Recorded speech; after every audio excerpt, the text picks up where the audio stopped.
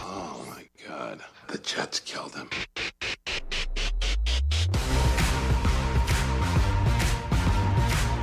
It is ESPN Asheville 92.9 FM, 880 AM, 1400. The Sportsocracy is live in the Ingalls studio. Both of us today. I'm here. Yeah.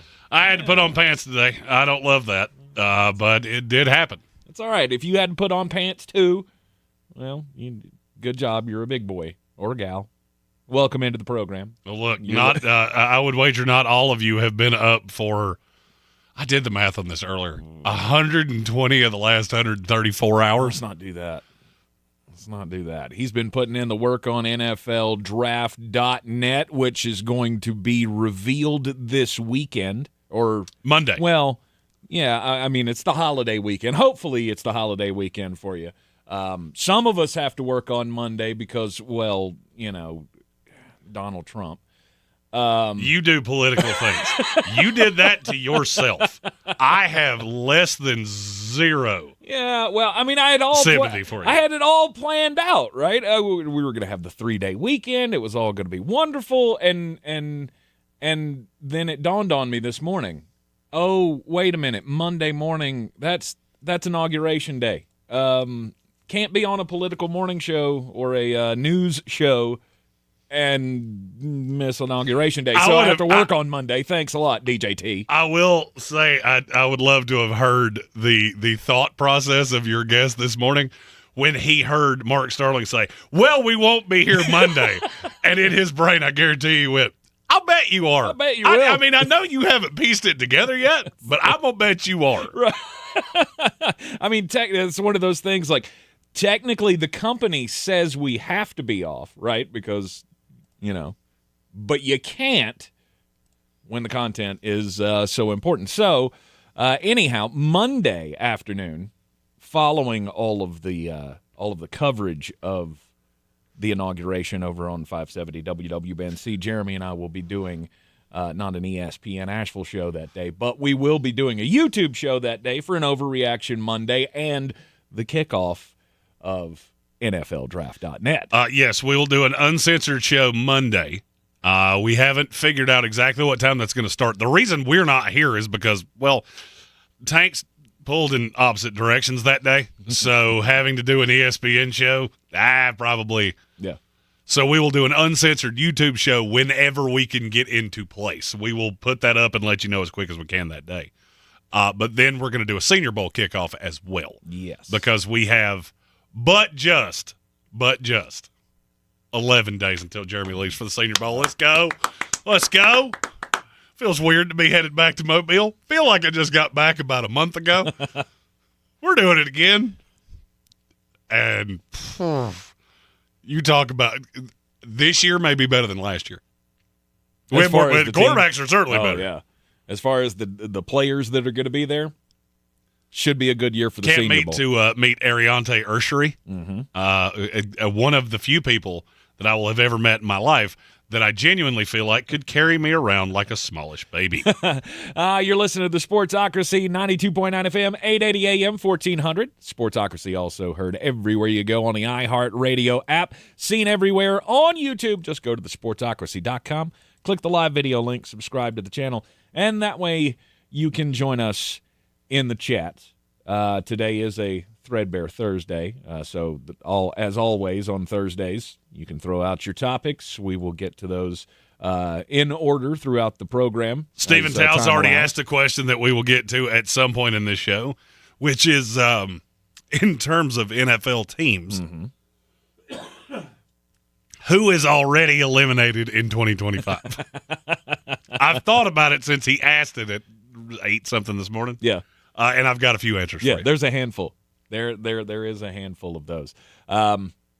So we will get into that, but we got to talk All-Pro team because in an extension of NFL Awards Day Part 2, the All-Pro team will be covered here in the Sportsocracy as well, and we'll talk about fixing the playoffs, whether or not there needs to be some shifting going on to give us better playoffs because we've had 16 playoff games in football this year.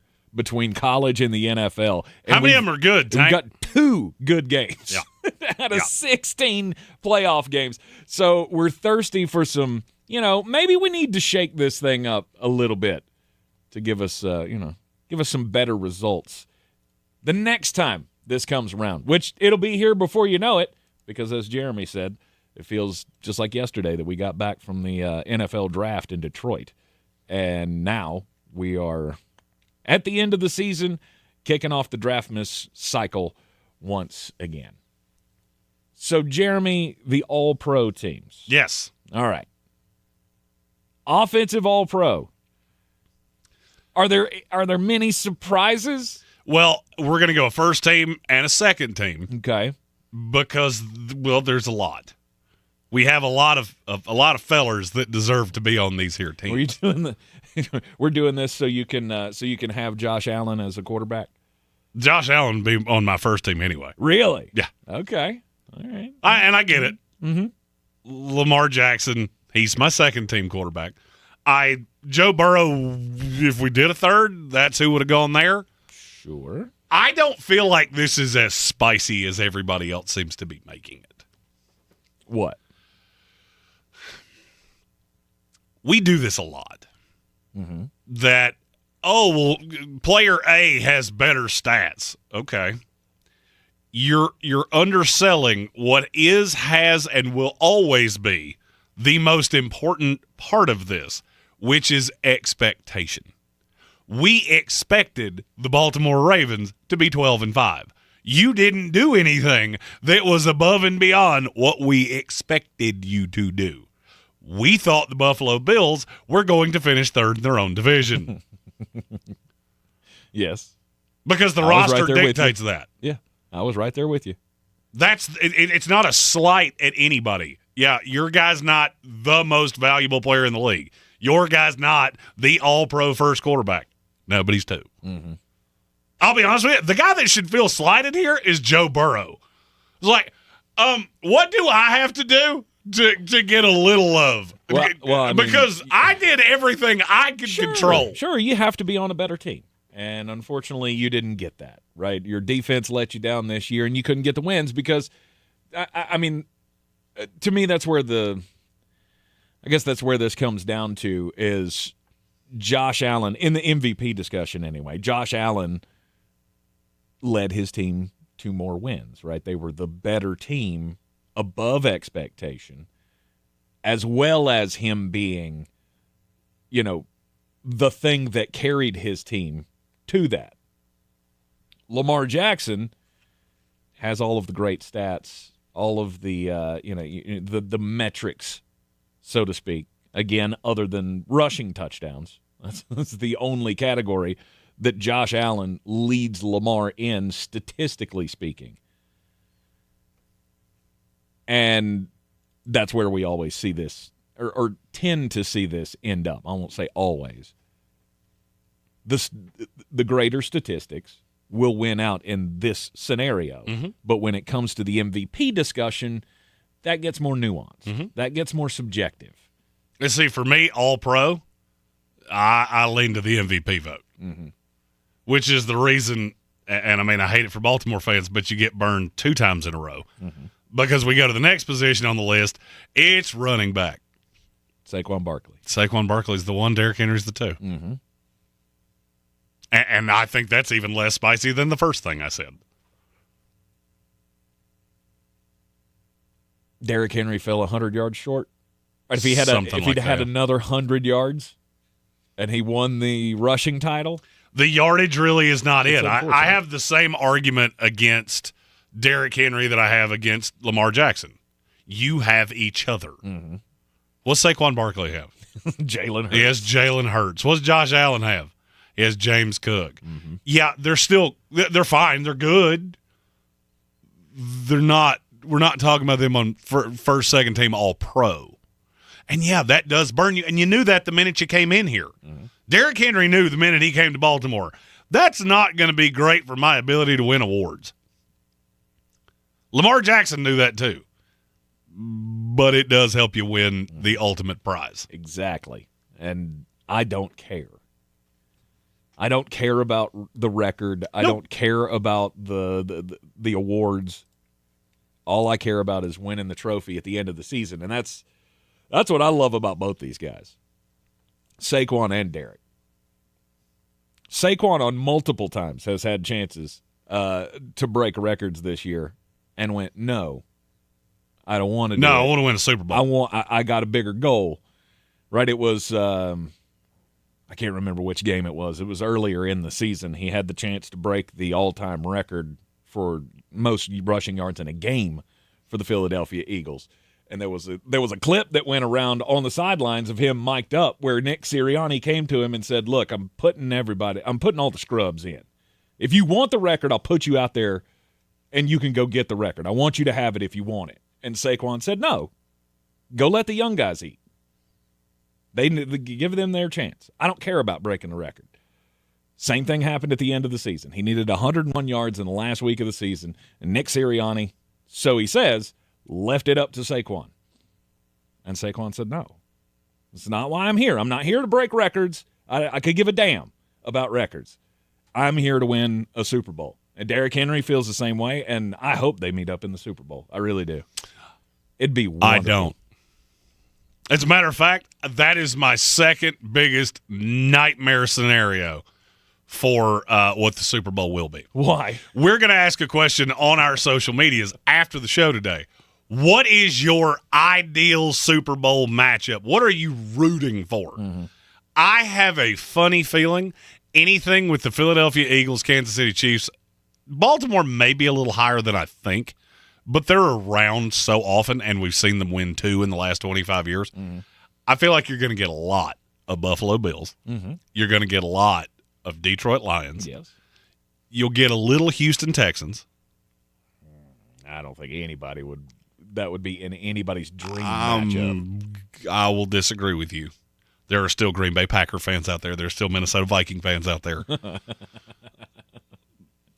mean, maybe, yeah. I really hope there are New York Jet fans out there. There are New England Patriot fans. There are Miami Dolphin fans. You're going to get more of it than you think.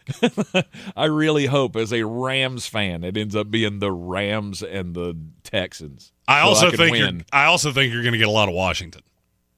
A lot of Washington. Okay, all right. I can get down with.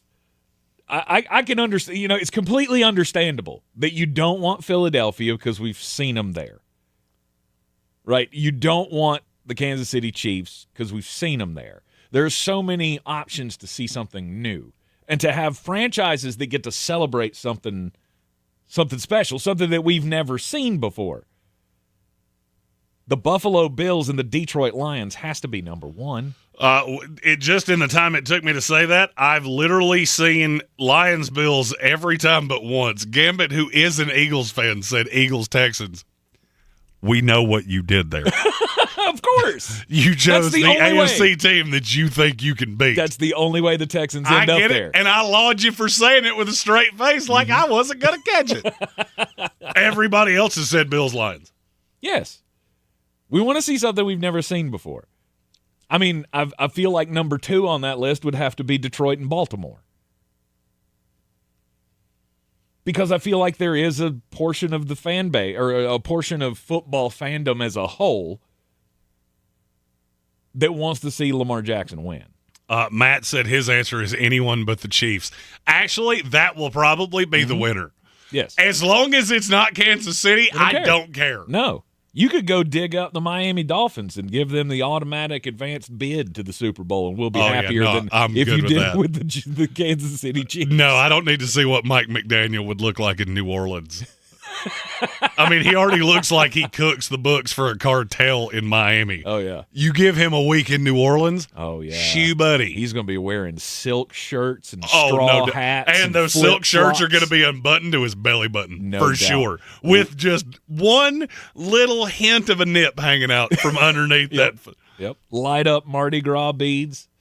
Oversized Mardi Gras beads. No doubt. And he's going to have a collection of cups from bars on Bourbon Street that light up. He's going to tell you the story behind all of them what hottie he was chatting up when he got them. He's going to be carrying those those large, like, mixed drink, the big bones with the long straw. He's going to be carrying 3 of those in a man satchel down Bourbon Street. It's a purse. It's a satchel. Indiana Jones carried one. RuPaul carries one too. So it's just right. And I believe you're wearing her pants, sir. Mad respect, Coach. Doing a great job, Coach. Doing a great job. I only make fun of him because, we're friends, and that's what we do. That's what we do with our friends. I don't know that he would consider you a friend the way you would consider him a friend. No. No, I'm just saying it comes from a friendly place. That's all I'm saying. We're just dudes talking. Yeah. That's not how he took you. He was like, I didn't know Sloth from the Goonies was this short. Oh, see, that's brutal. You shouldn't. I thought he was taller. Hey, we're just talking. In the Sportsocracy here on ESPN Asheville. 92.9 FM, 880 AM, 1400. We'll talk wide receivers on the All-Pro team. Coming up next. No two people learn the exact same way. So how did Babbel become the award-winning language learning app? We thought of you, all of you. Take Sierra. As a visual learner, she uses Babbel's wordplay videos. Today I'll share a quick lesson on shopping in French. Merci beaucoup. Keith is a be in the room with real people kind of learner. So he loves the live online classes with our language experts. Okay, class. Vos está pronto. Estamos prontos. However you learn, Babbel makes it easy. Try Babbel for free at babbel.com. BABBEL.com. This is a story of the one. As a maintenance specialist for university housing, he knows college students can major in wear and tear. Plus, housing so many students doesn't leave a lot of room to house all the supplies he needs. That's where Grainger comes in. With over 1 million industrial-grade products and fast, dependable delivery, Grainger carries the quality products he needs so he doesn't have to. From a new door hinge to a whole new faucet. Call, click Grainger.com, or just stop by. Grainger, for the ones who get it done. After 30 years of doing knee and hip replacements, Dr. Mitchell Scheinkup thought there had to be a better way, and that led him to regenerative medicine. I was one of the first orthopedic surgeons to do it. Now, after 20 years of successful orthobiologic treatments, lots of clinical data, research, and teaching, Dr. Scheinkup is National Medical Director at QC Kinetics. They've done an amazing job of becoming the most significant orthobiologic and regenerative medicine practice in the United States. QC is so far ahead of the game in its science, its protocols, its people, its facilities. So if you have chronic pain from arthritis and you want to avoid drugs and surgery, call the experts in this revolutionary field, QC Kinetics. To give patients real lasting relief from pain, that's what I live for. That's my mission. Get your free consultation now. Call QC Kinetics. Call QC Kinetics, 828-333-9517. That's 828-333-9517. 828-333-9517. When you get tired of freezing your can at the tailgate, maybe it's time to ring in a new season. Tailgating season. Wherever you are, whatever the forecast, with good old ale, it's the perfect way to kick off game day. From Red Cup Revelry to just kicking it solo, you can't go wrong with Dale's Pale Ale, Dale's Light Lager, and Dale's Easy IPA. Honest ingredients, no BS. Drink responsibly, and we'll see you at the Tailgate. If you're looking to buy, sell, or invest in real estate in the mountains, you need to call the agents at Clarissa Sells WNC, brokered by eXp Realty. Check us out online at clarissasellswnc.com. Download our free app on Google Play or the App Store. Type in Asheville Home Search. You'll be able to connect with our team and see all the available homes for sale in our area. For more information, contact us today at 828-774-6343 or clarissasellswnc@gmail.com. Welcome to the Ingalls Table, a delicious destination with recipes galore. Need to whip up a dessert, entree, side dish? No problem. The experts from the Ingalls Table take you through it step by step with expert tips and advice along the way. Find the Ingalls Table at ingalls-markets.com or swing by the store and pick up your free copy of the Ingalls Table magazine. And let's get cooking. Ingalls, low prices, love the savings.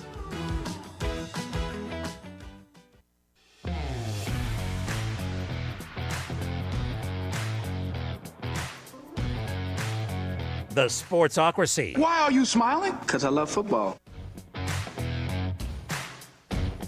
It is ESPN Asheville, the Sportsocracies, all-pro teams. First team, second team. We don't need to do fullbacks because there are only 2 fullbacks in the league. Yeah, I didn't do fullback because fullback, much like kicker and punter, I'm not going to say you don't matter, but you don't matter to me. Yes. I mean, and it's my list, so I don't really care about you. All right, wide receiver? First team's easy. Jamar Chase by a whole lot. It gets a little harder for me from there. Jamar Chase is the easy one. If he's not number 1, as Gigi said in our YouTube chat, you're doing it wrong. You're doing it wrong. Yeah. Amon-Ra St. Brown would be my 2. Okay. It's my 3 where things get a little dicier. All right. It's not Justin Jefferson? I feel like it probably is, but it's a should be. lot closer than people think. Okay. With who? Oh, I could have a lot of guys there. Malik Neighbors could be up there. A.J. Brown could be up there. Mm-hmm. Brian Thomas Jr. could be up there. Mm-hmm. Justin Jefferson, yes, he had a lot of yards. Yes. A lot of yards. Yes, he did. He also had 10 touchdowns. Mm-hmm. So did Brian Thomas Jr. Amon-Ra had 12. Okay. So, I mean, you were the only receiver on your team for half the season. Then T.J. Hawkinson showed up, and they figured out Jordan Addison was there. Yeah. It's not just – it's really not that easy to me. I can't watch Justin Jefferson play without him just making my eyes pop out of my head. At least and he once does a game.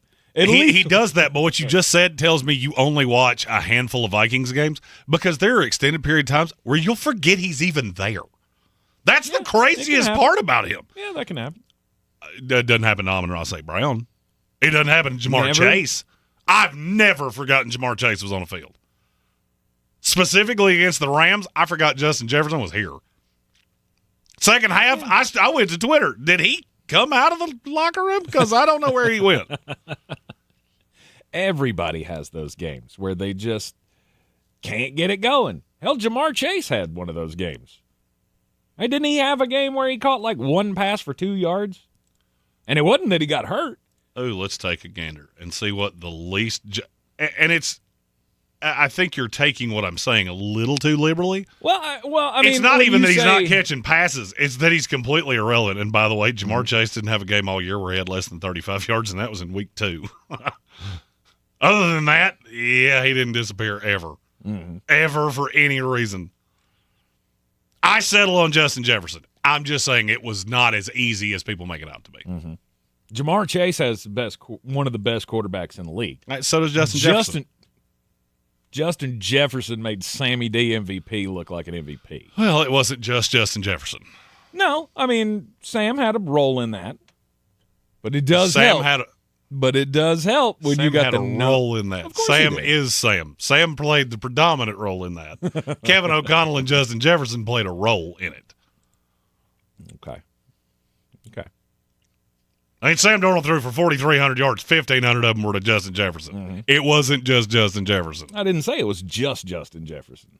Yeah, but Sam played a role. No, Sam played the predominant role. Well, of course. Justin Jefferson helped. Kevin O'Connell helped. Mm-hmm. I know you all think I'm a Sam Darnold lunatic. Yes. Wait till you see the contract he gets. And I think it's still from Minnesota. We know. We've all been expecting it. And we're all rubbing our hands waiting for that moment to come. By the way, did you see the reel I put out yesterday of Sam Darnold's sack compilation with One Last Breath played behind it? It lines up perfectly. It's just like Dark Side of the Moon. What was it? What movie is it if you watch and listen to Dark Side of the Moon at the same time? Wizard of Oz. That's what I thought it was, the Wizard of Oz. Same thing happens when you watch Sam Darnold getting sacked with One Last Breath playing in the background. There are 3 top wide receivers in the NFL to me. Not far and away. That makes it sound crazy. But Jamar Chase, Justin Jefferson, Amon-Ra St. Brown. Those are the 3 best wide receivers in the NFL. Shoot, you left period. 2 out that I'm I'm struggling with the fact you left them out. Really? Terry McLaurin's right there. This year, with a rookie quarterback and nothing else, he's right there. Brian Thomas is right there. Okay. I still have them behind them. Don't get me wrong.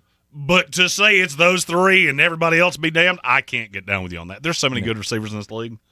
So many. I'm not talking about stats wise. I'm not talking about stat wise. I'm talking about watch the games. Talent, period. Terry McLaurin lines up every single week with De'Ami Brown and Ed McCaffrey's third most talented kid on the inside of him. You know damn well where he's going. His first read's Terry McLaurin. Every time he snaps the ball, it doesn't matter. You can't stop him. Yeah, it's not that cut and dry to me. Okay. It is not that cut and dry to me. Terry McLaurin's my one on the second team. And then the other two, it was Brian Thomas. I still haven't decided what name I'm going to say right here. Malik Neighbors. That's the one I want to say. You could have two rookies on the second team All-Pro. They had great years. They did. CeeDee Lamb was the one I was stuck on because CeeDee still did special things even without Dak Prescott. My drawback is that he missed 2 games. Yeah. Malik Neighbors did special things games with no quarterback. Yes. So to me, he has to be on the list. I'm not trying to throw shade at these guys. All I'm saying is, to me, talent-wise, there's a hierarchy in this league, and the 3 are the 3. It's going to take a lot for you to break into that. I'm not saying Brian Thomas can't break into that top 3 at some point, but right now, Jamar Chase, Justin Jefferson, Amon-Ra St. Brown, those dudes set the stage for everybody else in this league. Yeah, there's just not that big of a difference to me. Yeah. For me right now, receivers in this league, you've got Jamar Chase is the clear one to me. Has been, will continue to be. Jefferson and Amon-Ra are that second tier. There is a slight drop-off, and then you get to a whole bunch of dudes. By the way, Gambit fan, if I could say that, I would say that. I can't, so I shan't, but just know that's secret points. You'll see it in a minute. Okay. All right. Was comparing Sam Darnold to someone who shall not be named on this show. You can probably figure out because I almost accidentally said the name when I said Sam's. Okay. All right. I have no idea who you're talking about, but okay, we'll check it out in the comments there. If you had anybody else that deserved mention at wide receiver, who would it be? Oh, because I could have done a whole other third team. Mike Evans deserves to be mentioned. Also receiving votes. Yeah, he would have probably been on my 5th team. He's fine. It's just Baker Mayfield's a stat accumulator. Mike's a dog. If we were listing most talented receivers, okay. But if you're comparing seasons and what they did and what they had, he's not in the ballpark of any guy I have said so far. And I would have Puka Nacua ahead of him. I'd probably have Zay Flowers ahead of him. He would be right there for me with A.J. Brown, Mike Evans, and Drake London would be like in a tie for that last spot on the third team. Sure. Solid. And then at some point you'd have to mention Jerry Jeudy, and I'd go, I believe this is where the conversation has ended. Right. Then you get into Jerry Jeudy and Cortland Sutton and Jackson Smith and Jigba. I'm good. Jamison Williams. Yeah, I'm good. I'm free talking now. All right. We can do tight end. Because this will not be a long discussion. Are you sure? Are you sure there's anybody that has scratched the surface of the tight end position this year? Brock Bowers. First team, not close. Yeah. The only question was, who do you have on the second team? Oh, good. Because for me, that wasn't a question either. Who is it? Trey McBride, not close. Didn't have the touchdowns, but he had the catches. Yeah, don't care. Trey McBride, not close. Yeah. George Kittle would be third, and he would be third, not close. This would be like the definition of a awards podium of, man, one's way up there, and then two's like halfway down here, three's right there, and everybody else is out in the parking lot. Mike Gesicki. You're in the Sportsocracy, and this is ESPN Asheville, 92.9 FM, 880 AM at 1400. Brock Bowers, of course, greatest rookie tight end of all time. Number one player in my class last year, and I did keep saying, you're going to regret that you've let this kid fall this far because it doesn't make a whole lot of sense to me. You're in the Sportsocracy. We'll be right back after the break, and it'll be time to get just a bit outside. This is your Exergen Temporal Scanner weather forecast on ESPN Asheville. Sunny skies out here this afternoon. Breezy and even windy with highs in the upper 40s. Partly cloudy, windy, cold tonight, middle to upper 20s. Less wind on Friday, mix of clouds and sun around 50. Chance of showers Friday night. Better rain chances Saturday, mainly through the morning, right around or just over 50. And a chance for rain again late Saturday night into early Sunday, possibly mixing with snow as it tapers off Sunday morning. Colder, upper 30s. I'm meteorologist Ken Boone at the Weather Channel. This report is sponsored by Apple Tree Superstore. Hurry in now to Apple Tree Acura for deals on the full lineup of 2024 Acuras, including the RDX, MDX, and Integra. Apple Tree Acura is committed to offering you professional service and a great experience. Shop online at appletreesuperstore.com and in person, I-26 and Airport Road, Asheville. I'm at the movies, asking people if they'll switch seats with me for $574. Here, take mine. So what about $574 if you switch your home insurance to Allstate? Too much work. Not if you call them. They handle the switching. Now, that's a plot twist. Shh. Check Allstate first, and you could save hundreds on quality home insurance today. You're in good hands with Allstate. Not available in every state. Based on the national average annual savings for new home insurance customers surveyed in 2023 who switched to Allstate and reported savings. Savings vary. Dan Scott here, inviting you to check out my new show every Sunday, 8 to 9 a.m. here on ESPN Asheville, where we bring sports and faith together. The Dan Scott Show, 8 a.m. Sundays on ESPN Asheville. When you're in the thick of a project, Harbor Freight is the place that always comes in handy. Whether you're picking up something for your pickup truck or a power tool for your project, at Harbor Freight, your dollar always goes further. And these days, when everything seems to cost more, you can take pride in knowing that you get hard-working tools at hard-working prices. Whatever you do, do it for less at Harbor Freight. Tap into your well-being with Audible audiobooks, podcasts, and originals. Expand your life with expert insight and motivation for better health, habits, relationships, finance, and more. Start listening free when you sign up for a 30-day trial at audible.com. Mountain Graphics and Showtime Sports have teamed up under a new local owner to serve our community with the finest custom apparel and unique branded items at the best price. Mountain Graphics and Showtime Sports can customize whatever you, your team, or your local group may need with high-quality screen printing, embroidery, and laser engraving. Visit mtngraphicsavl.com or showtimesportsavl.com. That's mtngraphicsavl.com or showtimesportsavl.com for your local one-stop custom apparel shop. If you're looking to buy, sell, or invest in real estate in the mountains, you need to call the agents at Clarissa Sells WNC, brokered by eXp Realty. Check us out online at clarissasellswnc.com. And did I mention that Clarissa Sells WNC loves teachers? We love teachers so much, we're giving back 25% of our commission at closing. For more information, contact us today at 828-774-6343 or clarissasellswnc@gmail.com. In the aftermath of Hurricane Helene, we found out a lot of things about our community. We saw neighbors helping neighbors, and we learned in desperate times one of the best things to have around is a redneck with a chainsaw. Not just a chainsaw, boy, just country boys in general. When you live in these mountains, you figure it out. Like, you make stuff happen. After answering the calls for help that they heard on the radio, the Chainsaw Brothers are still here, making it happen the right way. Fair, insured, and local. Need tree help? Call the Chainsaw Brothers. 316-1013. 316-1013. Boy, you must be outside your mind. The Sportsocracy. Just a bit outside. He tried the corner and missed. It is ESPN Asheville, the Sportsocracy, live at the Ingalls studio, and it is RIP to Harry Doyle. Bob Uecker, it was announced, passed away at the ripe old age of 90 today. Of course, famous for his role as Harry Doyle in the Major League movies, 54 years as play-by-play broadcaster. Long time for the Milwaukee Brewers, was calling games up until the playoffs this year. I grew up with Bob Uecker first, of course, on Mr. Belvedere. That's a TV show that Jeremy never watched, I'm sure. I think it was a little before your time. Wasn't there a book about that? The Mr. Belvedere Rabbit? No.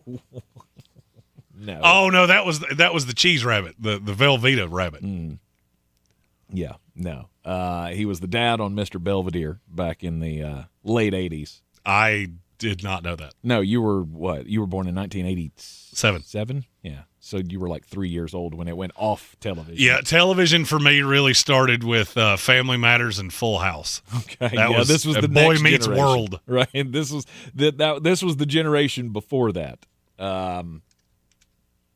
Of the family shows. But yeah, man, Bob Uecker, just a national icon. And you got to tip your cap. You know, as a broadcaster myself, I hope I can do that. I hope I can still keep entertaining people right up until the end, until I just can't do it anymore. So when are you planning on starting? I couldn't. You son of a! I couldn't resist. You said that. You set that up way too well. We're joking. If you weren't at least vaguely entertaining, you wouldn't be sitting on the opposite side of me. I would have gotten bored with you long ago. I get bored easily. Yes, indeed. I'm going to let you tell which story I tell, because I have 3. Okay. Would you rather hear about Tom Brady's race car, Deion Sanders, or the golf league? Yeah, you kept saying no. Tom Brady's race car on this you one. kept saying no. I was like, I don't. Before you say no, you should hear the other options because they ain't getting a whole lot better. They weren't great options, but we'll go Tom Brady's race car. I'm going to tell all 3 of these stories because they're all very short. Okay. Tom Brady is entering a car in the Indy 500 with Jimmy Johnson and Chip Ganassi. Nice. Did you know he had a World Endurance Championship hypercar? No, I did not. That feels like a weird thing to spend your money on. Yeah. Everything I ever see Tom Brady has like a hobby. Why are you spending your money that way? Well, what would you do? I mean, a Le Mans car is not going to be. I've also never fully understood why people watch that. I don't begrudge you for watching it. I spend 4 months on the NFL draft, so I'm not here to tell you that my way is better than yours. Right. I don't get the allure of it. Indy cars, Le Mans cars, the Rolex 24. I don't understand the allure of that. Yeah, no. I don't either. It's kind of like Taylor Swift. I don't get why you like that. And do you know why? Because we're simple. Because they can't wreck. That's why I don't like it. Because they can't. I mean, you wreck and you're out of the race. Like you wreck those open wheel cars, you're done. Yes, and it might fly into 400 pieces. In the chat, there were a lot of calls for the golf league, so I'll tell that story too. Did you watch the debut of the golf league? No. You should have, because it's actually pretty entertaining, especially to see Tiger Woods almost piddling his pants when Kevin Kisner super chugged one out of the bunker, and Tiger just buzzed out laughing.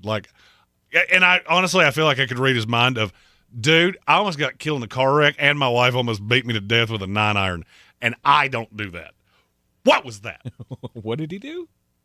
So, do you know what the golf league is? It's that indoor golf thing where they have like simulated golf courses. I see. I thought you were talking about Live or something. No. It's actually pretty cool. Okay. And I will tell you something I didn't expect. This is the traveling Top Golf tour? It's not Top Golf because there is an actual course. It just moves, I guess, is the best way I can explain. You'd have to watch it to understand. Right. It's like indoor golf. All right. I don't have a better way to explain it than that. How many people do you think watched that? It's on our network, ESPN. It's on the mothership. When was it? Tuesday night? Yes. Like in prime time? Yes. 7. It was over 1 million people. It averaged over 1 million people. Good Lord. It beat Pittsburgh Duke. Of which, not saying that's a high watermark, but that's one of the best teams in the country against another tournament team, and it smoked it. Right. And that was its lead-in. You know television numbers better than the average person. For you to smoke your lead-in and it be a more established product than you is impressive. Yeah. I would agree. It's a lot less interest in basketball these days, though, than there have been in the past. Well, considering if you asked me right now to name a player that played for Pittsburgh, who OBT Dubs played my team last night, and I watched it. Did you? And I still couldn't tell you. I couldn't tell you a name, and I've watched that team play basketball in the last 18 hours. Yeah. That does shock me, though. So the golf league pulled in 1 million people on Tuesday night. Interesting. And then my final story, because this doesn't deserve much talk, but it is a talking point. People around Deion Sanders have said he would almost certainly take the Dallas Cowboy job if Jerry Jones offered it. Shocker. Dude, I got to clutch my pearls. Right. Who's shocked by that? Ed Werder is reporting that many around Sanders are encouraging the Buffalo's head coach to go all in on the pursuit of the job. What exactly does that look like, to go all in? Do you show up at Jerry's house with a boombox trying to go, like, say anything style? Yeah. Do you get to the door and when he opens it, you've got a slew of flashcards like Love Actually? I could do this for a minute, but I think you get my point. You whip out the chain from the Primetime album cover, and you go and just sit on your Trans Am out front with the boombox. You know what I love about the Dallas Cowboys? I keep getting older, and they still suck. And they're going to do it again. Can't wait. The Sportsocracy 2024 All-Pro team. We're up to the offensive line, Jeremy. The Hog Mollies. We know Tristan Wirfs is the greatest tackle. I was about to say, go make the case for your guy. I mean, there's not a whole lot of case that I have to make. I mean, he was clearly the best left tackle in the league, was he not? Clearly, no. Did he get my vote? Yes. Mm-hmm. He's my left tackle. Rashawn Slater is my second teamer. Okay. Hurt me to leave off Jordan Mailata, but I keep looking up and down the Eagles line going, I have to take off points because you don't have a weakness here, except Mekhi Becton, and you won't figure out that he's a weakness until you figure it out. But he played good this year. Yeah. Take it from a Jets fan. When you want him to really pay off for you the most, that's when he'll go full Peter Griffin, just In the AP voting, Deion Dawkins was the third in the voting. He was very good this It was year. Tristan Wirfs far and away over Jordan Mailata. Deion Dawkins was third. Rashawn Slater was fourth on the AP voting for All-Pro. I'm trying to get to the PFF rankings on all of them, but they all ranked pretty well. Mm-hmm. There it is. Mailata actually rated first. Tristan Wirfs was ninth. Really? Yes. Interesting. Run blocking. It always that's always going to get you. And the fact that basically they had to completely redo the way they run to counteract the fact that he's not a good run blocker. Yep. That would be the argument if you didn't want to have him on the first team. Mailata was 1, Rashawn Slater was 2, Teron Armstead was 3. The problem is that Armstead played 200 less snaps than the others. Yeah. He didn't even get any votes. He shouldn't have. Yeah. The only others receiving votes were Garrett Bowles, Laramie Tunsil, and Trent Williams got 1. Trent Williams was just hurt. He played, 650 snaps all year?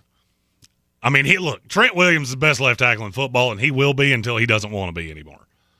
Tristan Wirfs, I get it. It's fine. I'm not upset about it. Yep. He's the left tackle. Rashawn Slater would be my second team guy. Okay. All right. How about the guard on the left side? Guard was significantly closer to me, and I was shocked when I saw that Joe Thuney won it so convincingly. Yeah. I mean, 41 of the 50 first-place votes all went to Joe Thuney. Quentin Nelson was close behind, or was way behind him at second. Now, I don't necessarily stack mine in left guard, right guard, because I have obviously 4 guards. Mm-hmm.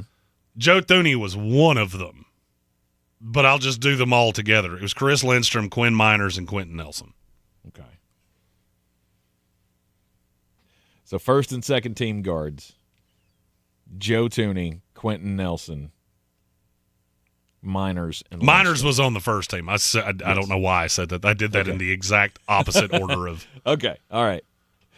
Quinn Miners did make the AP All-Pro team. The players, though, went for Chris Lindstrom at right guard. Yesterday I referenced voting from our buddies at the Draft Network.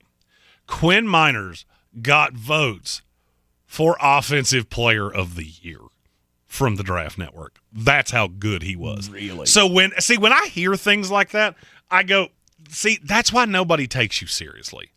Because your little popularity contest is really annoying. Because I know what the players do. They're not breaking down film. They see a name they know and go, yeah, that one. Which is invariably why when you look at the players' ballots, it's almost exactly right. But then there's one like that I go, you Googled this and circled the bubble that you were that it told you to circle. Right. Because Quinn Miners was my number one guard on the year, and it wasn't really all that close. All right, and then the center position. Make your case for your guy, because I think it's laughable that he got an AP All-Pro vote. You're talking about Graham Barton? Yeah. I think it's laughable. I can't make an argument for that. There's no way that guy was the best in the league. There was a rookie that I think needs to be discussed. Who was it? Zach Frazier. Okay. And yes, I know I'm biased because, yes, he is also a West Virginia feller, and I know that. But he was also really, really, really good. I mean, Graham Barton was great for a rookie.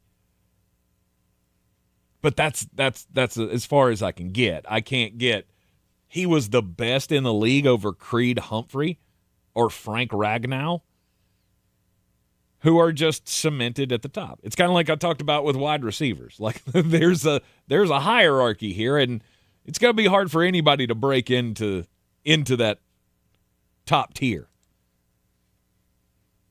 Gigi's asking for me to stump for Bo Limmer. I stumped for Bo Limmer in the draft.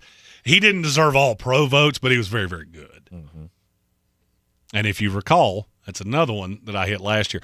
I went back and just pulled some draft tape for some teasers and things like that.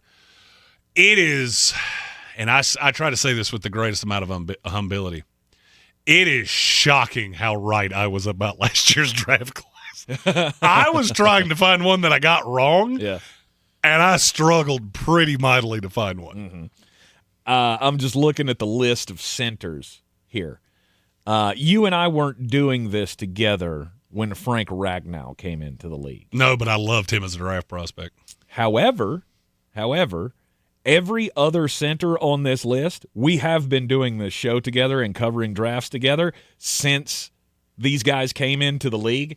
And Creed Humphrey, Tyler Linderbaum, Cam Jurgens, Graham Barton, Tyler Biotish, Zach Frazier. All of these guys are guys that you made me watch film on because you could tell the talent.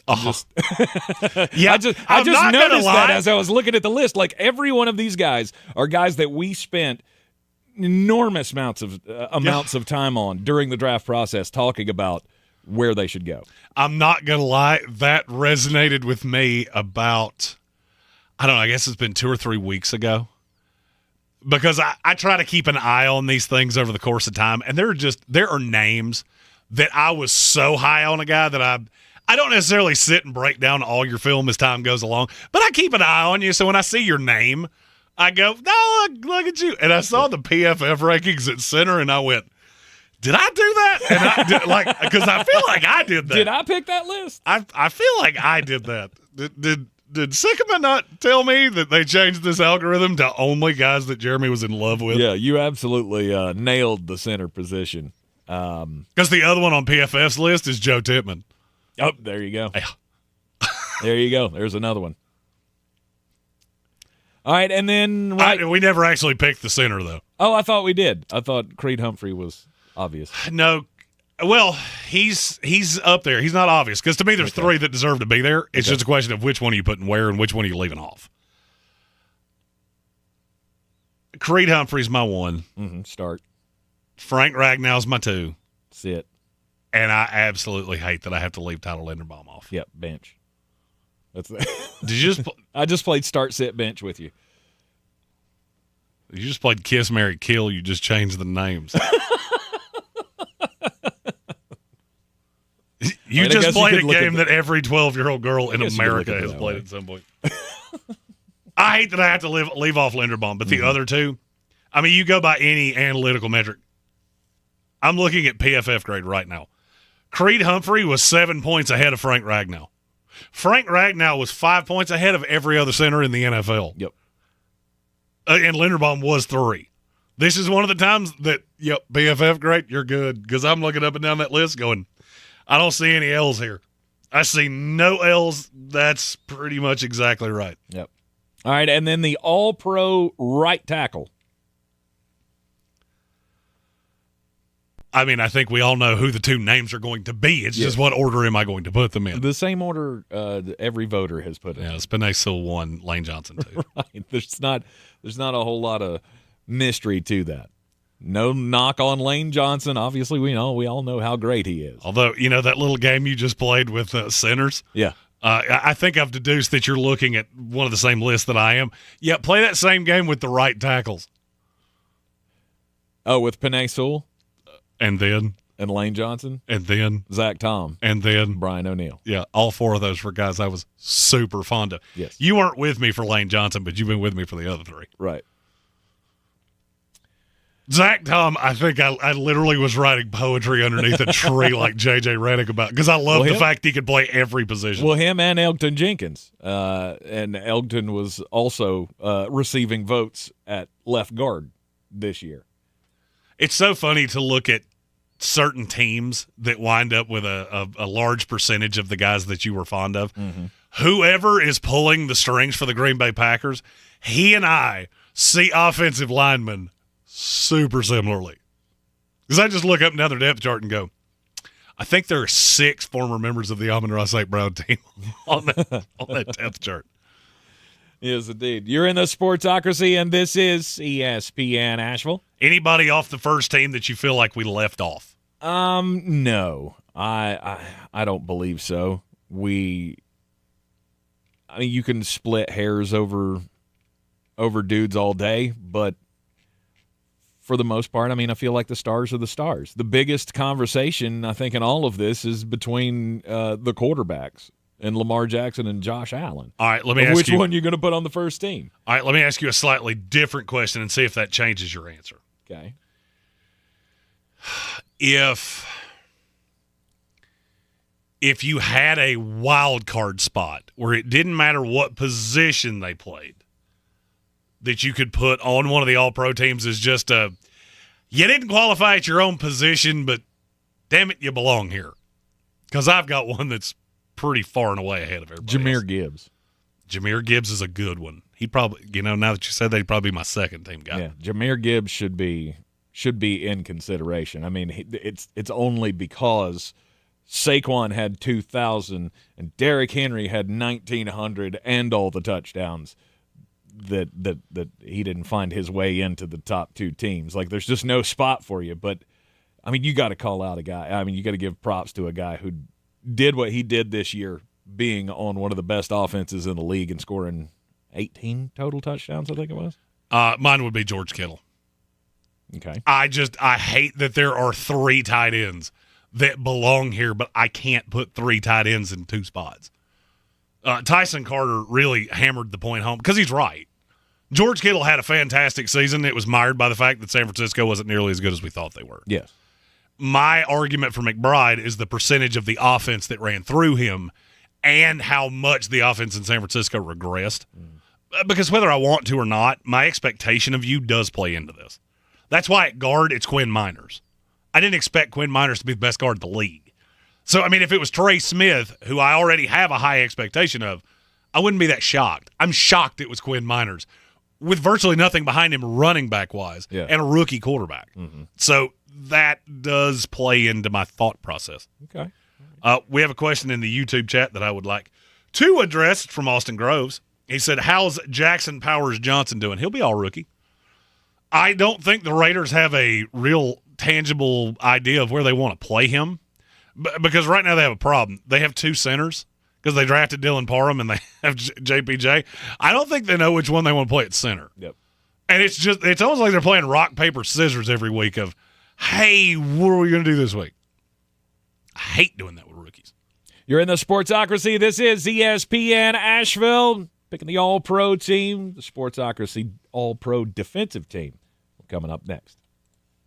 We're talking about playoffs? You bet we are. Kevin Hart here for DraftKings Sportsbook, an official sports betting partner of the NFL playoffs. Scoring touchdowns is key to winning in the playoffs, and you can score big by betting on them at DraftKings, the #1 place to bet touchdowns. Ready to place your first bet? Try betting on something simple like a player to score 6. Go to DraftKings Sportsbook app and make your pick. New DraftKings customers can bet $5 to get $200 in bonus bets instantly. Download the DraftKings Sportsbook app and use code WPEK. That's code WPEK for new customers to get $200 in bonus bets instantly when you bet just $5. Only on DraftKings Sportsbook. The crown is yours. Gambling problem? Call 877-718-5543 or visit morethanagame.nc.gov. 21 plus, North Carolina only. Eligibility restrictions apply. Bonus bets expire 168 hours after issuance. For additional terms and responsible gaming resources, see dkng.co/audio. FEMA funding is available to support repairs on private roads and bridges, even if your primary home is not damaged. Volunteer organizations may also be able to help. For more information or to schedule an inspection, call 1-800-621-FEMA. That's 1-800-621-3362. Again, FEMA funding is available to support repairs on private roads and bridges, even if your primary home is not damaged. Call 1-800-621-3362.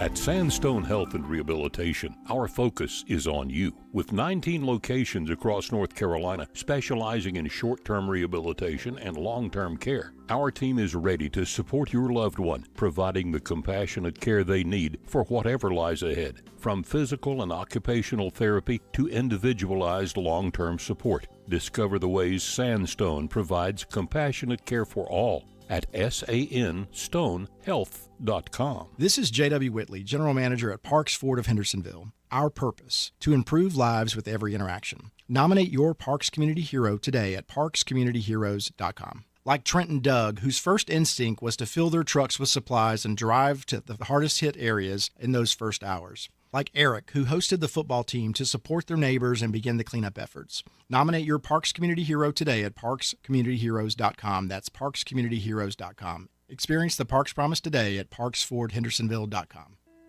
It's time to discover the convenience and time savings of contact-free pickup with Ingles Curbside. Just visit shop.ingles-markets.com or download the app. And your Ingles personal shopper gets to work with specialized training on how to select the freshest items for a pre-scheduled pickup. They'll even text you with updates. You pull up to a designated space and your personal shopper delivers your items right to your vehicle. Fresh, fast, and affordable. It's all in the bag. Ingles, low prices, love the savings. When you get tired of freezing your can at the tailgate, maybe it's time to ring in a new season. Tailgating season.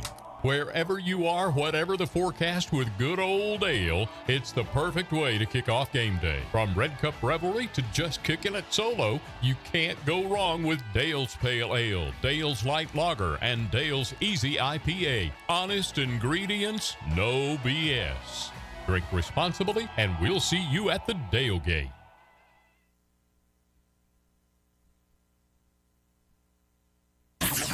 This is your Exergen Temporal Scanner weather forecast on ESPN Asheville.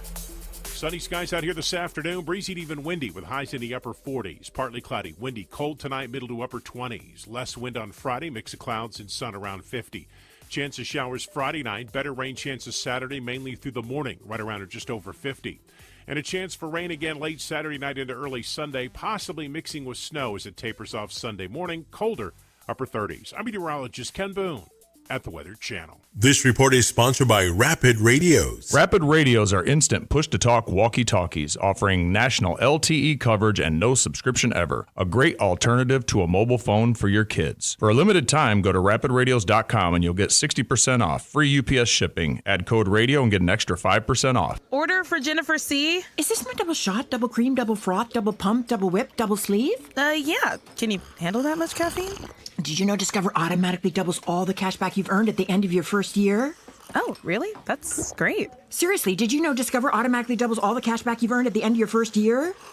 Yeah, you just said that. Did you say I just said that? Yeah, I'm cutting you off. I can't have any more? Why not? You earn, we match. Discover Cashback Match. See terms at discover.com/creditcard. Whether you're tinkering in your garage or tackling big projects, if you know the value of working with your hands, you know Harbor Freight. And you can be confident knowing that at Harbor Freight, you can get quality tools at prices that work just as hard as you do.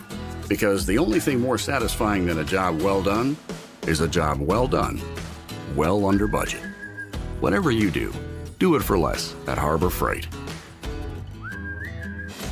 From the Ingalls Studios, this is ESPN Asheville, WPEK, W225CJ Fairview, WMXF Waynesville, and iHeart radio station.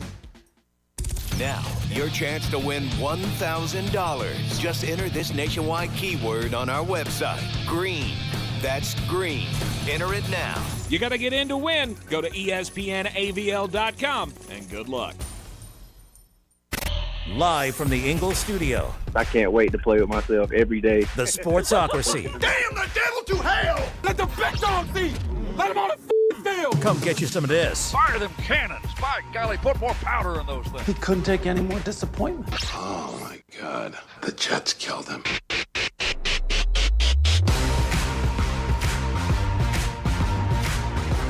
It is ESPN Asheville, 92.9 FM, 880 AM, and 1400. The Sportsocracy is live in the Ingalls studio and heard everywhere you go around the world on the iHeartRadio app. Seen as well live on YouTube. Just go to thesportsocracy.com, click the live video link, subscribe to the channel, and that way you can join us in the chat. 1 o'clock on a Thursday means it could be time, well, Tar Heel time with Jones Angel, the voice of the North Carolina Tar Heels. Jones, welcome back to the program, sir. How things been up there in Chapel Hill?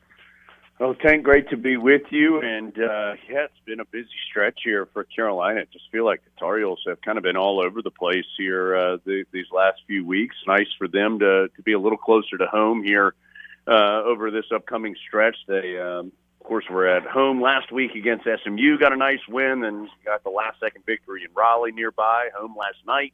Had a pretty comfortable victory against California, home again this weekend, and at Wake Forest next midweek. So a little closer to home after a season in which the Heels have been all over the place, and nice for Carolina to play a little better. I think the Heels are finding their identity some here over the last few weeks, starting to figure out the best way that this particular group can be successful, and you're starting to see that pay off for them here with a couple of nice wins. So nice stretch here, and Heels hope to continue to play well. Yeah, last night winning over Cal. We heard it right here on ESPN Asheville. Coming up on Saturday, you got Stanford, as well as this team tries to find its way. Who has to be the catalyst? Who's the missing piece to continue the streak here? One guy, right? I mean, I think for Carolina, it's figuring out the best plan of attack. And what you're starting to see is that means more minutes for Ian Jackson, more minutes for Drake Powell. Those two freshmen, I think, are the most just purely talented guys that Carolina has on its roster, and they've both played well in their freshman years, and you're starting to see them play more consistently as well. Ian Jackson, of course, has such a innate ability just to put the ball in the basket, which at the end of the day is your number one goal on offense in basketball. And he can score from so many different levels, and he's scoring at a high level and doing so consistently. Shooting the three well, getting to the rim, playing well in transition, shooting efficiently at the free throw line, all the things that you want from a high-level scorer. And so I think his development has been really important. Drake Powell's game is more kind of more well-rounded, I guess, more of a Swiss Army knife kind of player where he's not necessarily doing one thing at an extraordinarily high level, but he's doing a lot of things well. He's a good defender. He's a good rebounder. He can hit the open shot, and Carolina's finding him in some big shots for threes. He can get to the rim. He's just a smart basketball player and is doing a lot of different things to help Carolina be successful. So I think those two guys have been a big part of it. And then the Tar Heels finding some more consistent play in the post from both Jalen Washington and Ben Allen Lubin. And neither one of those guys is likely going to be a Armando Bacot or a Tyler Zeller or a Kennedy Meeks or whatever big guy you want to name. And the three I just named are only from the last 10 years or so. Of course, right. Carolina has a rich history of really, really high-quality big guys. So I don't think either one of those guys necessarily is going to be that type of player. But I think if you combine their efforts, then you get a pretty solid ACC big man. And Washington in particular has been good as of late. He's really improved his shot blocking. He has improved his rebounding. He really does have long arms. And just having that presence in the post, I think it's helped Carolina defensively. He's a very skilled offensive player. We've seen that even in his limited time over the first couple of seasons in Chapel Hill. And, he's starting to find the spots to score some points for Carolina as well. But the Tar Heels don't need big scoring from those guys. They need those guys to be defensive presences, to rebound, to hold their own in the paint, to not be bullied around by bigger guys. And they're starting to do that more consistently. So I think that's been, if we're just talking about individuals, I think it's those two freshmen and then the Tar Heels finding some consistency down low, particularly from Washington. Yeah, he is a huge piece to this thing. And, the pressure is always high around Carolina basketball. This is what we do. This is what we are. This is a national brand. This is national championships. Should be competing for them every year. You should definitely be competing for ACC championships every year. How could you classify the pressure that's around this program right now? Because we all see it.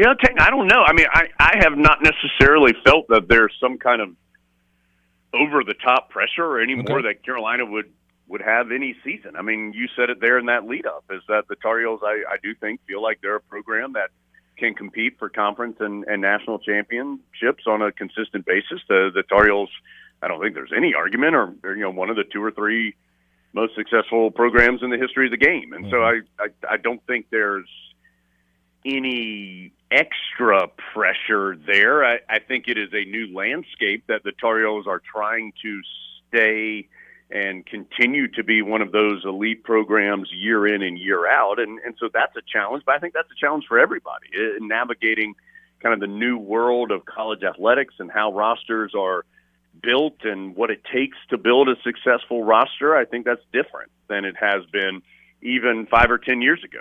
I think it's pretty dramatically different in how you build a championship level roster and how you try to keep some continuity and consistency. And so from that aspect, I guess maybe there's a little more pressure, but I don't think that's unique to Carolina. I think what is accurate for this particular version of the Tar Heels is that they played an incredibly difficult non-conference schedule. And I know on Tuesday, I don't know if it's changed since the midweek action this week, but Carolina had the number one ranked strength of schedule in the country, according to KenPom, before the midweek action this week. And so I do think that is a relevant number, that the Tar Heels played as hard a schedule as anybody in the country. They certainly have a couple of games, I think most notably Michigan State and Florida, that they would like to be able to have those final 5 minutes, maybe Kansas as well, where you have those final 4 or 5 minutes back, because I don't think Carolina feels like it executed the way that it wanted in those final few minutes of some games that would have been really nice to have. Now, having said that, the Tar Heels also got some wins against Dayton and against UCLA that things did go their way in the final minutes. And so maybe it all evened out. I don't know. But I think the Tar Heels played an extraordinarily difficult non-conference schedule that was probably a little harder than this particular Carolina team was ready for because of the youth of some of its key players and the new roles that some other key players were being asked to play. And so you saw not as much success as Carolina would like, for sure, in some of those games. But the good news is for Carolina, it's good and bad, is that the ACC is nowhere close to that level of competition on a night-in and night-out basis. That there are a handful of teams. Obviously, Duke is very good. I think Clemson is good.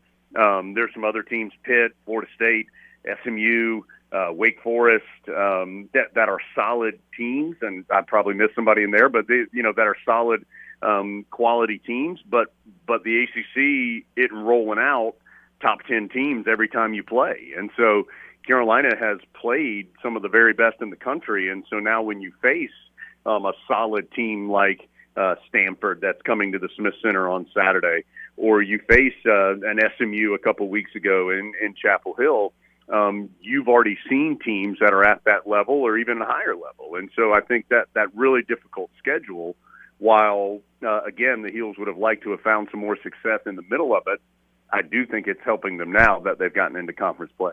Absolutely. Sharpen the sword, right? Well, I'm not sure how sharp that sword even needs to be in the ACC this year, unfortunately. But I do think it's sharp enough, for sure, for Carolina right now. Yeah, the league, not the greatest. There's quite a divide between the ACC being what it once was, the top conference in college basketball. Its lead dwindled over the years, and then now it appears that we're behind the eight ball. I mean, the SEC is just chucking out, juggernaut after juggernaut, it seems like. Although, if you look at some of the scores from the last week or so in the SEC, it's really just a couple of those teams beating up on the bad ones. So maybe we're just back to the football landscape where it's Alabama and Georgia, type teams that are above and beyond the other teams in the SEC. I don't know. But a lot of the discussion has been on, obviously, the way the game's played now, as you alluded to there. The NIL game and everything is changing. And we're expecting a lot of – go ahead. Yeah, I mean, the ACC – no, look, the ACC is not good right now. That's just a fact. I mean, I think Duke is very good. And then I think there are 4 or 5 teams, of which Carolina is in that conversation, that are good teams that are trying to get better, and that are teams that are good enough to compete on a national level, but maybe have some holes or some deficits or whatever, but are continuing to improve. But then after that, there's a big drop-off, and that's a problem.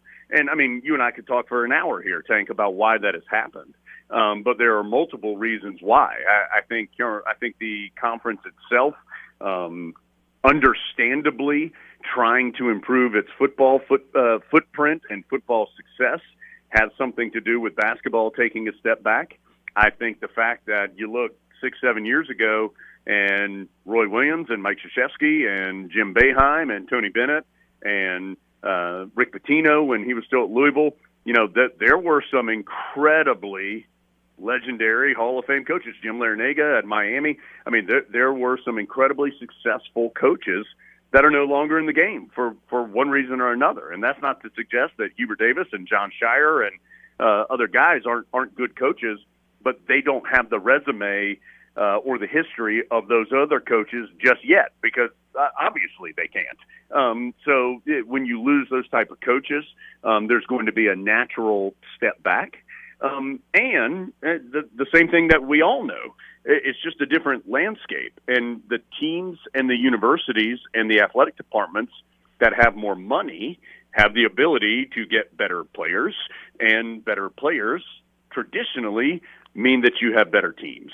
And as we all know, because we've said that this was coming for years and now it's here, that financial disparity has caught up to the ACC. And you see it now. You saw it in that ACC-SEC challenge that they played in early December, where the league won 2 games. Yeah. They don't have as good of players from top to bottom on every single team. Again, some of these teams can compete, and Carolina's one of them. But when you go from top to bottom, they don't have as good of players. And so all of that, it is foolish for us to say that we act like we know what's coming, because nobody does. Revenue sharing is going to change some things. Court cases are going to change things. I mean, all this is still, it is an absolute in flux. But the ACC as a conference and Carolina individually as a university and athletic department, et cetera, is going to continue have to try to figure out, one, how to try and close revenue gaps, and B, how to be most successful with what they have. Obviously, basketball season is hard enough for you, Jones, with all of the action that goes on the court. But this season, a little tougher with obviously the hiring of Bill Belichick and all of that attention as well. Have you been accepted into the inner circle yet? I have. I have not spoken with Coach Belichick yet. Okay. Obviously, he has been extraordinarily busy, and it's been interesting to kind of watch it play out. I think, Tank, in a couple different ways. One, it's just very clear that Bill Belichick is not particularly worried about what anybody else thinks. And not that that's breaking news. He is doing his best to try and build Carolina's roster, build Carolina's coaching staff, and he's going to do that the way that he wants to do it. And whether or not that fits into the little box of how people are used to it happening in the past, or used to it being announced on some official timeline like it was in the past, I'm not sure that matters to him. And so he's just busy trying to get Carolina to be in the best position as possible once spring practice begins here in a couple of weeks, and then obviously get prepared for the season after that. And so it is going to be one of the more fascinating experiments in college athletics, and one of the more fascinating couple of seasons that'll be in front of us to see how this begins to work as his tenure unfolds in Chapel Hill. Right, yeah, and as we all knew he would, he's bringing in the best friends he possibly can and family members to be the coaches of this team. We know that Steve Belichick's his son's going to have a part in this. Freddie Kitchens has already been named the offensive coordinator, and he added. And I'll just quickly. I mean, yeah. There have been reports on all that, but has Carolina said any of that? Oh, have they not? Well, so, I mean, I just think that's worth remembering. Okay. Carolina hasn't announced a single assistant coach yet for Carolina football. So just keep that in mind. I'm not saying none of that's going to happen. Okay. I'm just saying that none of that is official. Right. There are plenty of you got to remember who's official and who's not official. And just because there's a fan site or there's somebody who says it, that doesn't mean it's 100% accurate. And so, again, some of those guys that you mentioned, I don't think there's any question that they're going to be a part of what's going on. And, in fact, I know in the Freddie Kitchens example, Bill Belichick has said that he is going to be a part of the Carolina staff in some way. Right. But none of that has been officially announced by Carolina. Okay. So I don't – as of now, like if you go to Carolina's website and you look at a football staff, there's one name on there. Bill. And that's Bill Belichick. Yeah. And so beside that, and Michael Lombardi is Carolina's GM, there's a lot of things that are probably going to happen and that have assumed that they're happened, and things that maybe even have happened but haven't been announced yet. And so that's kind of where it is right now. We're still in flux. Jones is the definition. That's a good way to explain it. It is still in flux, Hank. Jones is the definition of a radio professional. As a member of Jet Media, I will give you a small piece of advice from somebody that's dealt with Bill for a little bit of time. Get used to that, because you're going to learn to speculate real well. Those injury reports tend to be super long. It's a different world, but you know what? Carolina knew that. The Tar Heels knew that they needed to do something dramatic to change the direction that they were heading. And I think Carolina jumped into the pool feet first. And I think, going back to the basketball discussion, I think it's kind of relevant in this. Like you guys, I'm sure, have talked about this over the last week or two. This suggestion that I think it was Mike Krzyzewski and Rick Pitino maybe they both made or made together, or maybe it was just Coach Krzyzewski, I'm not sure. Mm-hmm. But about the ACC and the Big East somehow merging on the basketball side. Like, I think at this point in time in college athletics, like any idea is as crazy as it might be is worth putting on the table. It's worth discussing because I think we can all agree the path that college athletics has been on and is currently on doesn't feel like the right path. It doesn't feel like this is the best way to do it. It's just kind of where we've stumbled to. Yes. And so I think any idea, as wild as it may seem or unlikely as it may seem, is worth at least putting it on the table. Because then, maybe an idea that seems really radical or out of the box might be the one that ends up helping you set a new path. And so I think for Carolina, that this is it's a radical change for sure on the football side. But let's look through the history of Carolina football. The Tar Heels have never been. I mean, they're rarely terrible and they're rarely elite. Carolina's normally in there between 5, 6, 7, 8 wins every season, and that's not awful, but it's also not great. And you're looking to be great, and so Carolina's trying to shake things up, and we'll see how it all plays out. All right, Jones Angell, the voice of the North Carolina Tar Heels. Always a pleasure to have you in on the program, sir, and we'll be looking to hear from you again on Saturday. Sounds good, guys. Looking forward to it. Absolutely. You are in the Sportsocracy here on ESPN Asheville, 92.9 FM, 880 AM, and 1400, your home for Tar Heel basketball and football all season long. Saturday afternoon, it's a 2:15 tip-off time. It's a 1 o'clock pregame start here on ESPN Asheville for the Tar Heel Radio Network as the Tar Heels get ready to take on Stanford. We'll get back into the Sportsocracy 2024 All-Pro NFL teams when we come back. Hi, welcome to IKEA. How can I help you? My schedule is crazy. I just want some me time. We could all use a sanctuary from stress. Why not turn your bedroom into the place to decompress with our selection of comfortable beds, pillows, decor, mood lighting, and so much more? Every time you step in there, it's nothing but me time. I mean, you time. Sounds like a dream. Here to make your me time dreams come true. Visit us in-store or at ikea-usa.com/sleep to create a comfy, blissful bedroom today.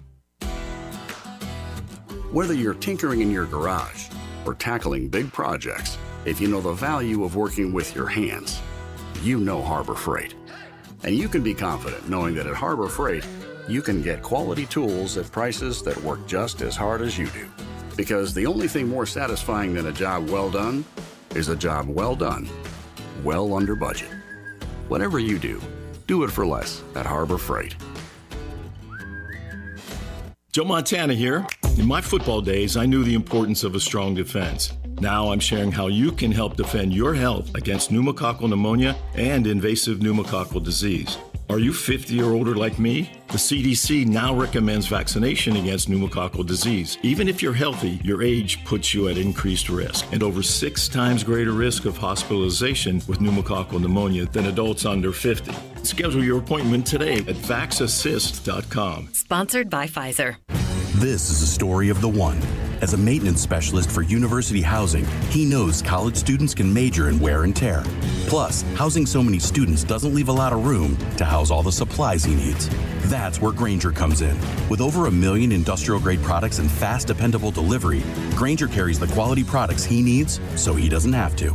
From a new door hinge to a whole new faucet. Call, click Grainger.com, or just stop by. Grainger, for the ones who get it done.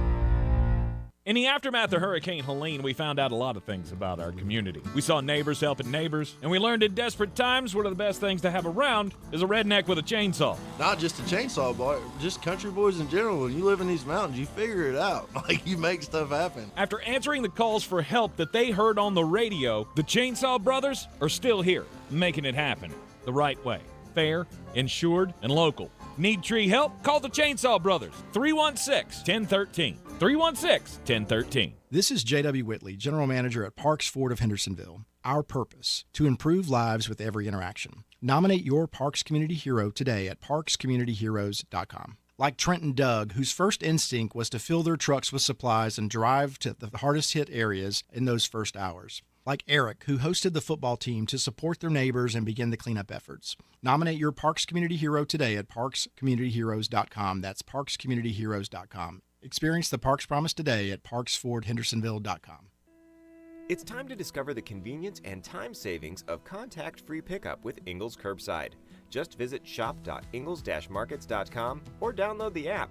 And your Ingles personal shopper gets to work with specialized training on how to select the freshest items for a pre-scheduled pickup. They'll even text you with updates. You pull up to a designated space and your personal shopper delivers your items right to your vehicle.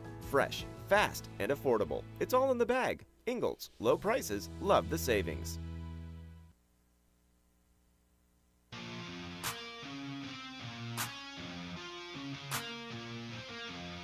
The Sportsocracy. What are you people? On dope? We're back in the Sportsocracy. This is ESPN Asheville, the Sportsocracy All-Pro team. We gave you the offense in the first hour of the program. If you missed it, you can check it out on the podcast. We will be posting that up, as we do every day after the show. Defensive team. Jeremy, we usually always start with the lines, so give me the defensive tackles of the Sportsocracy All-Pro team. Well, you had a lot of guys that I think at least deserve to be mentioned. Okay. The AP chose Cam Hayward and Chris Jones. That is a weird way to say Jalen Carter to me. I've never heard – that's a weird dialect. I don't know how we got there. The players would agree with you. The players put Jalen Carter and Chris Jones as their defensive tackles. But the AP going for Cam Hayward. Chris Jones would have been one of mine. Cam Hayward would be on my second team.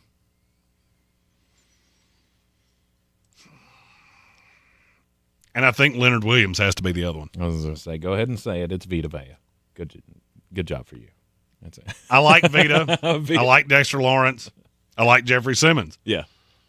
But if I'm choosing the four best guys this year, that'd be the four I'd go with. Okay. Zach Allen would also be really close from Denver. But Leonard, I think people undervalue how good Leonard Williams actually was.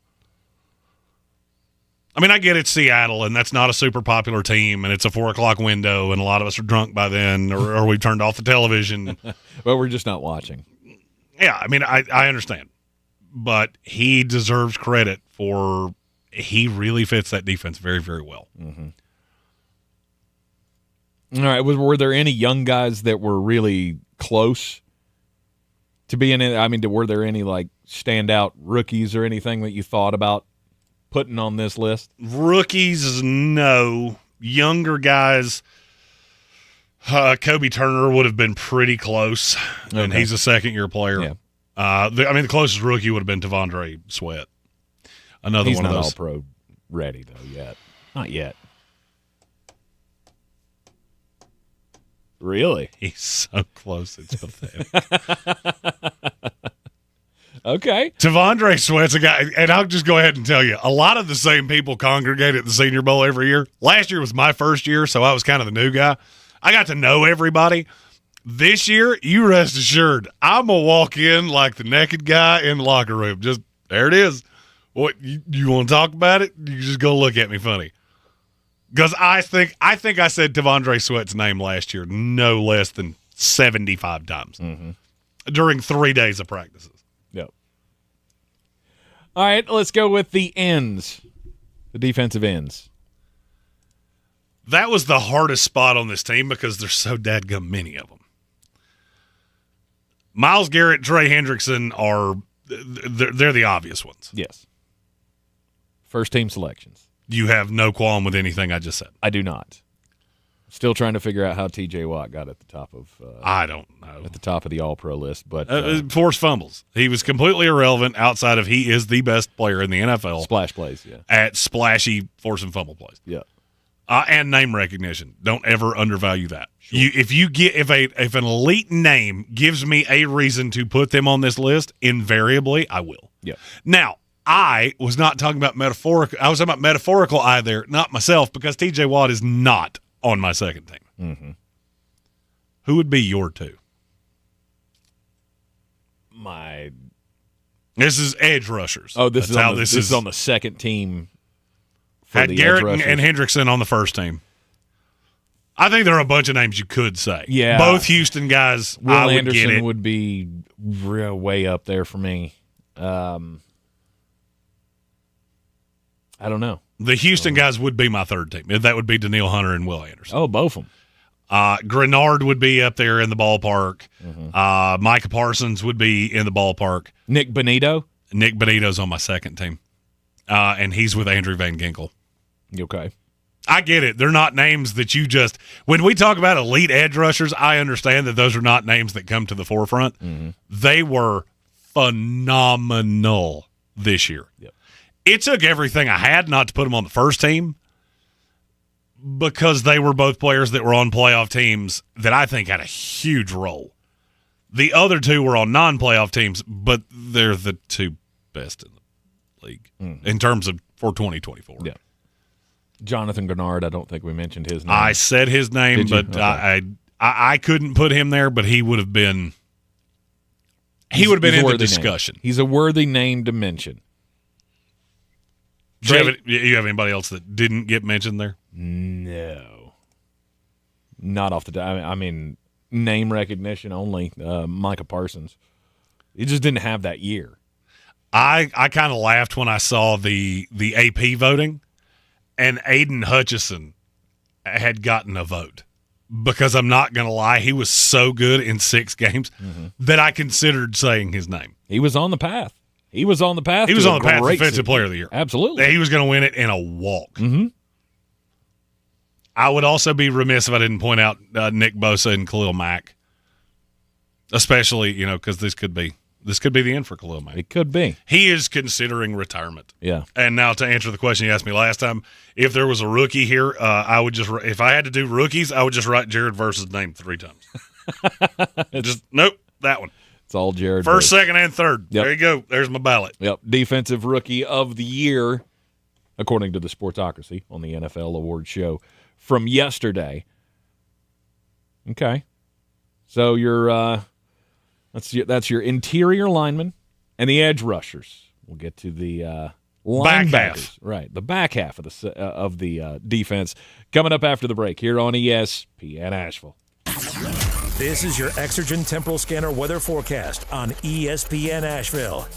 Sunny skies out here this afternoon. Breezy to even windy with highs in the upper 40s. Partly cloudy, windy, cold tonight, middle to upper 20s. Less wind on Friday, mix of clouds and sun around 50. Chance of showers Friday night, better rain chances Saturday, mainly through the morning, right around or just over 50.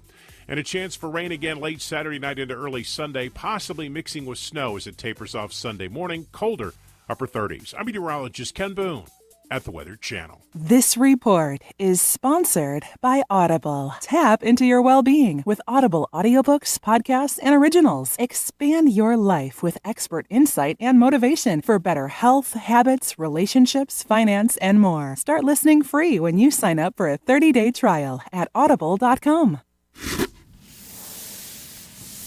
Using a Clorox disinfecting wipe to clean that stuck-on sauce from the stove feels like... Oh, boy. That tickles. Stop. It feels like coming home to your needy corgi after a long day. Best part of the day, finally. With Clorox. Clean feels carefree. Clean feels good. Use as directed. The Fender family on their mother's experience at Sandstone Health and Rehabilitation. She enjoyed it so much with all the people, all the activities. Oh, she got along with the staff great, and they took good care of her, too. It made me go home and sleep at night. I didn't have to worry about her because I knew she was being taken care of. And she loved going out in the courtyard. We always had picnics with her. Mama was so happy. Discover the Sandstone difference at sanstonehealth.com. Accomplishing goals is hard, but when your goal is to learn a new language, Babbel makes it easy. Babbel is designed with you in mind. From expert-created lessons to conversational video units and even live classes, you can personalize your Babbel experience to be exactly what you need to really learn a new language more easily. Go ahead, set a goal for yourself. Accomplish it with Babbel. Try Babbel for free. Go to babbel.com. That's babbel.com.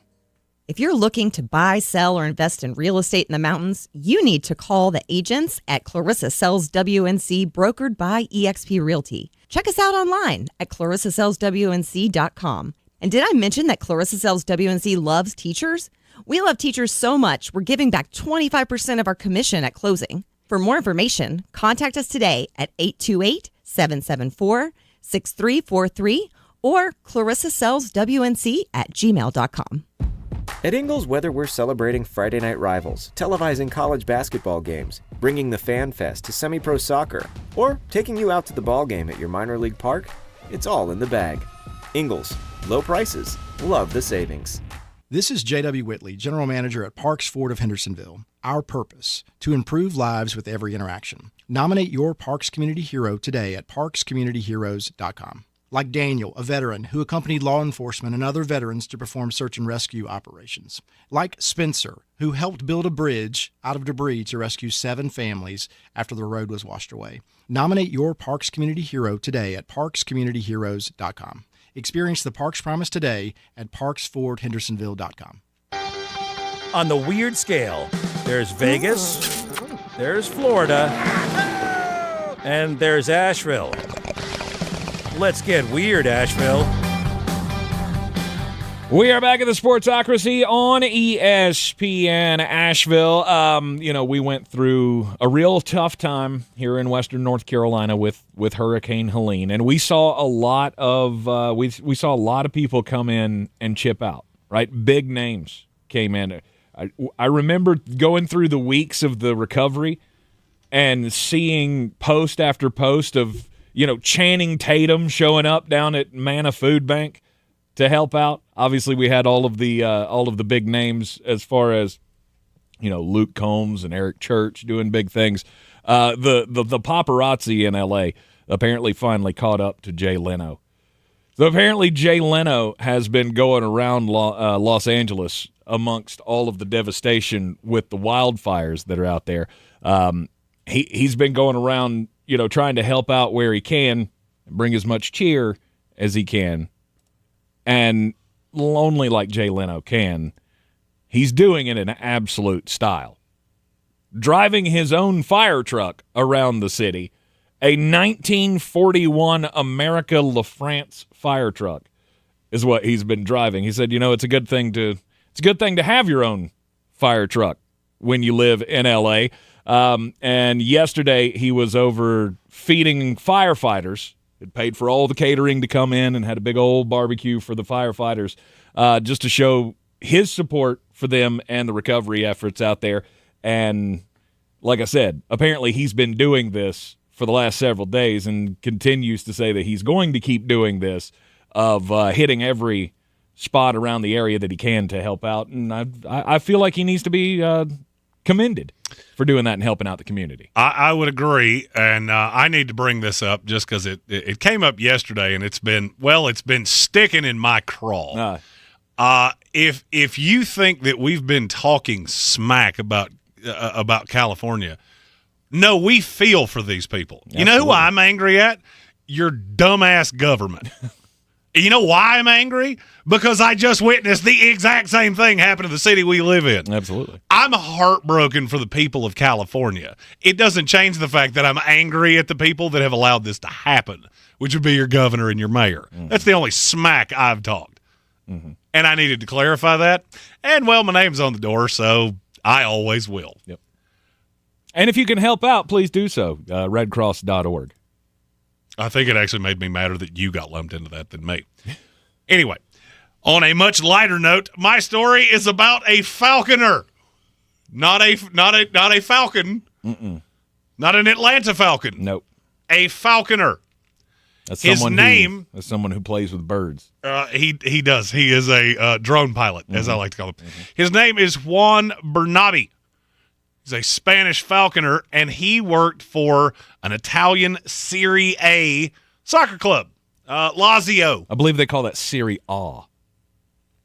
Well, then I guess they should put an H on it because it says Serie A. So it could be Serie A, but it's going to require the A. You got the A, not the A. He was just let go from his job, and I don't think if I had 100 guesses, I could have told you why. If you had told me a falconer would get fired, I could come up with a lot of reasons that make sense. He turned the bird on his boss.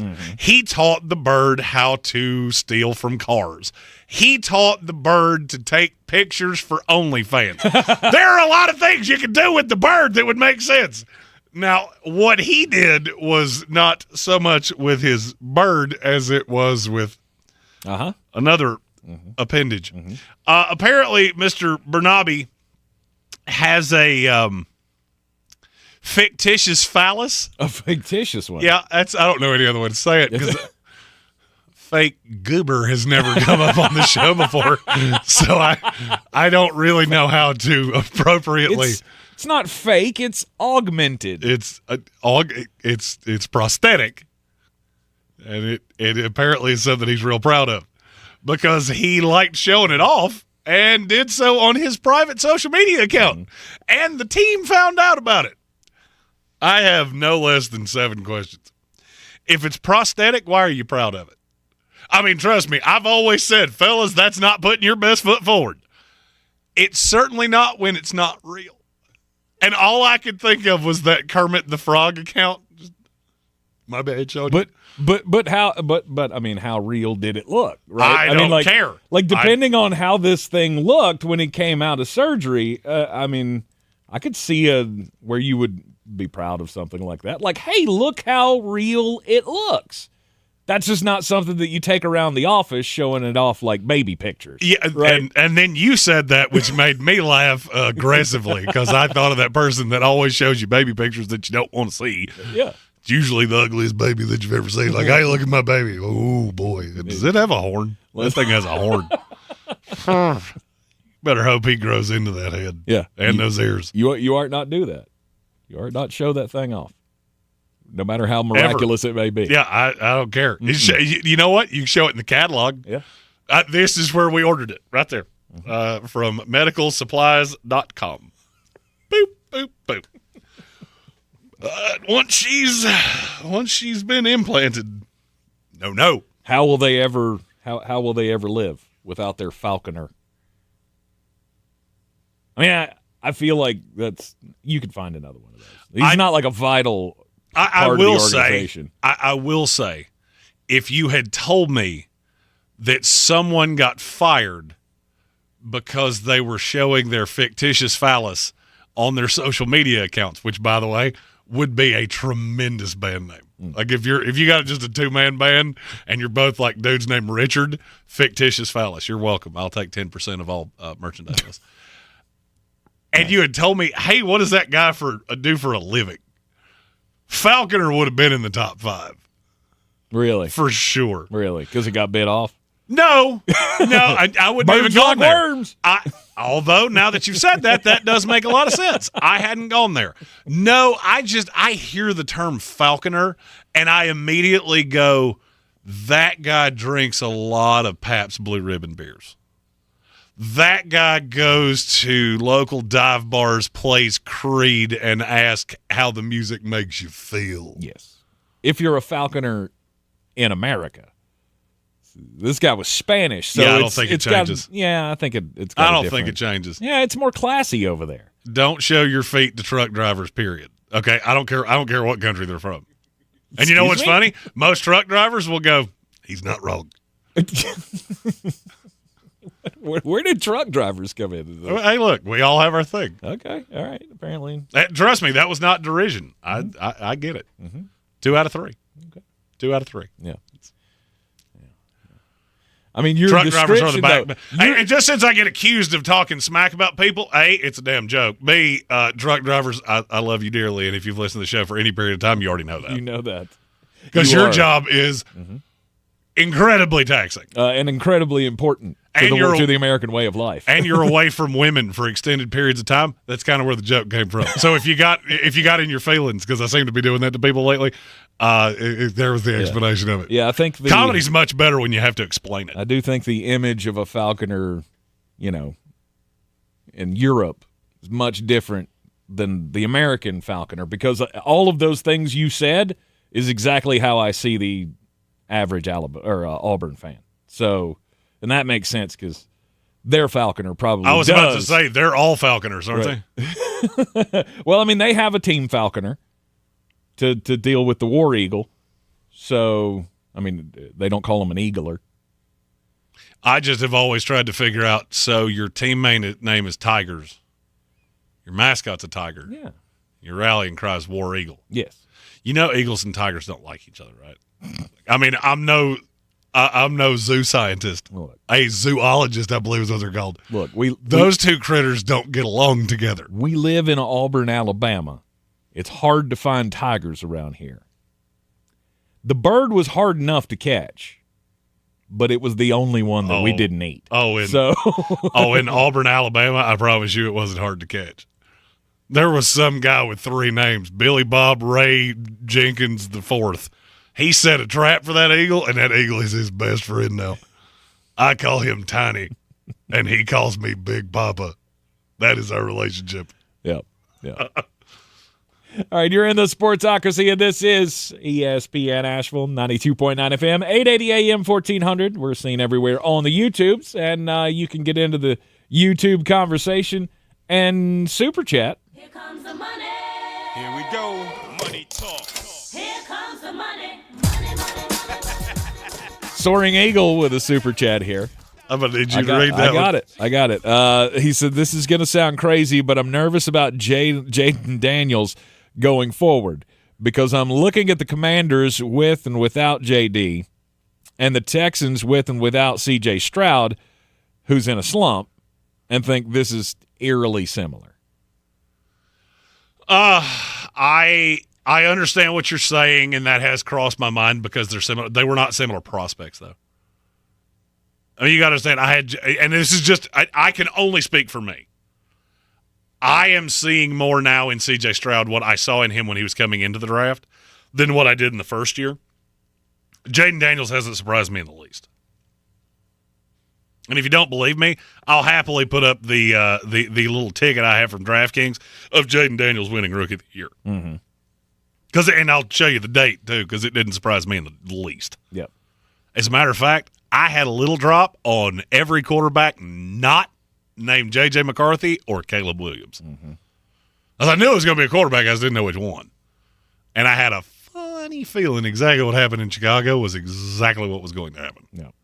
So, I mean, I get the point, and I understand what you're saying there, and I at some point, this is probably an NFL Draft.net thing, I will do a film breakdown of the two, of where I see the difference in C.J. Stroud.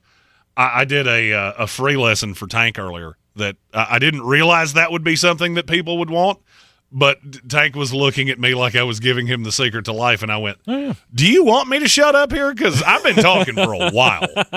No, I enjoy learning, new things, and I learn new things all the time because I'm not the student of the game that you are. I'm not the X's and O's guy, so when you start talking, inside jargon, to me inside jargon about 1 text and 2 texts and 7 texts and 9 texts. I have no idea what that means. Well, there is no 2 texts. It's all odd numbers except for 0. Well, see, there you go. 1, 3, 5, 7, 9. I still don't have the grasp on it just yet, but I'm learning, right? I got time before the exam comes up. Gambit fan said draft breakdown videos are definitely a thing you should do. Yes. I think you're going to enjoy NFLDraft.net, which is currently a full-on team project. Because we have intern Michaela working on it, myself.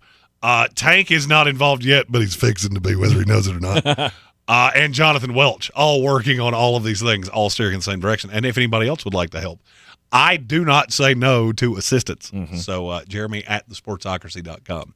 Same place you can go for if you're looking for advertisement opportunities, social media work, and tips on how to really boost your OnlyFans productivity.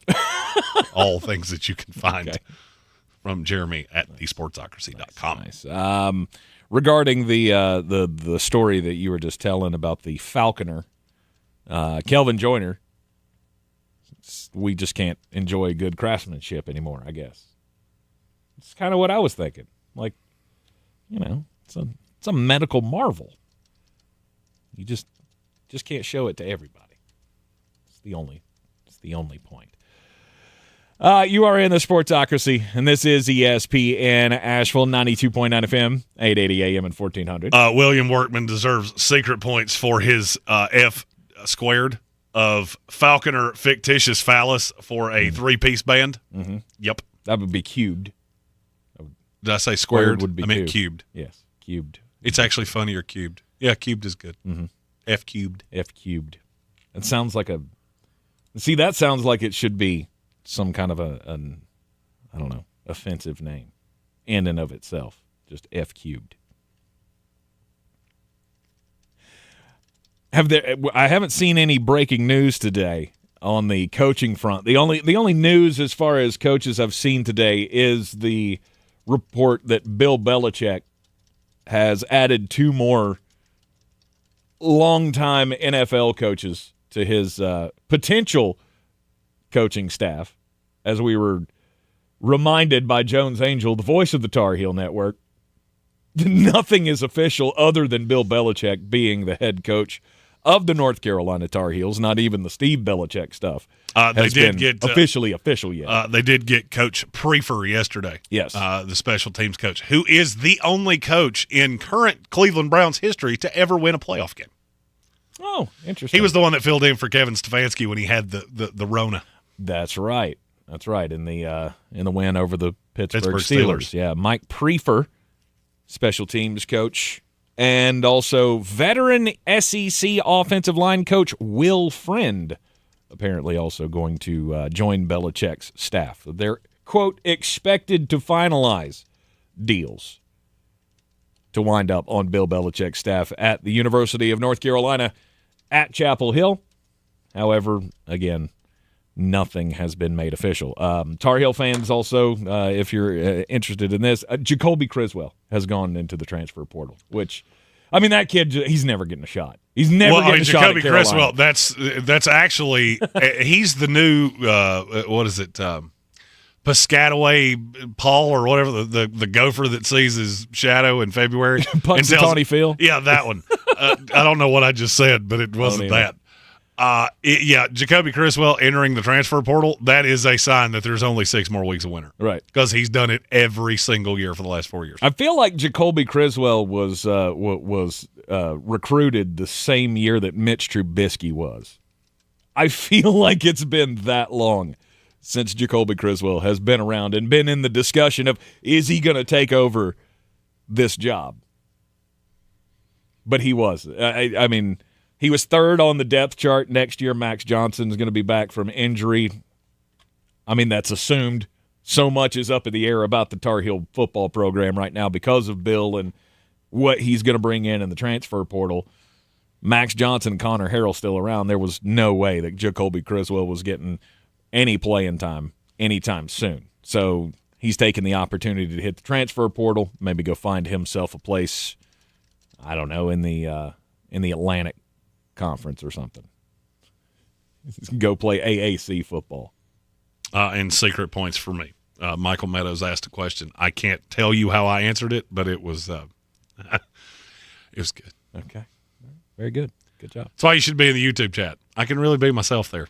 It's a safe space. And if you want to join us in the chat, just go to thesportsocracy.com, click that live video link, subscribe to the channel, because you got to be subscribed to get into the chat. It is the Sportsocracy on ESPN, Asheville 92.9 FM, 880 AM and 1400. Final hour of the program coming up next. Chronic joint pain has a snowball effect. It's not just the pain. What that did is just make me depressed that I couldn't get back into the gym, and I was inactive, gaining weight. I had to find another alternative. And for Chad, that alternative was QC Kinetics and the non-surgical natural biologic treatments that can give lasting relief to aching hips, shoulders, knees, and backs. Once they explained it, it made sense. Putting what we have inside our body back into us in a certain strategic way to heal up in a natural process was fantastic. QC Kinetics treatments take place right in the office. No downtime, no surgery. And as for the outcome, I'm just back to bouncing around, having fun, doing my work, living pain-free. Don't let chronic joint pain rob you of your quality of life. Discover advanced regenerative medicine at QC Kinetics. Call now to learn more. It's a free consultation. Call QC Kinetics, 828-333-9517. That's 828-333-9517. 828-333-9517. I'm Mark Starling, and this Medical Minute is brought to you by Haywood Regional Medical Center. Your health means everything, to you, your family, and your community. And every minute matters when an emergency puts your health at risk. That's why it's so important to get to the hospital and get the care you need as soon as possible.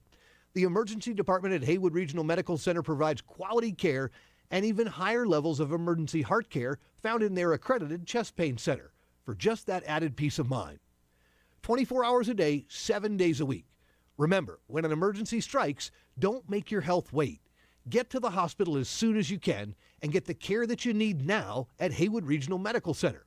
Continuing a long-standing tradition of excellence, Haywood Regional Medical Center offers a comprehensive array of services. For more information and to check average ER wait times, visit myhaywoodregional.com.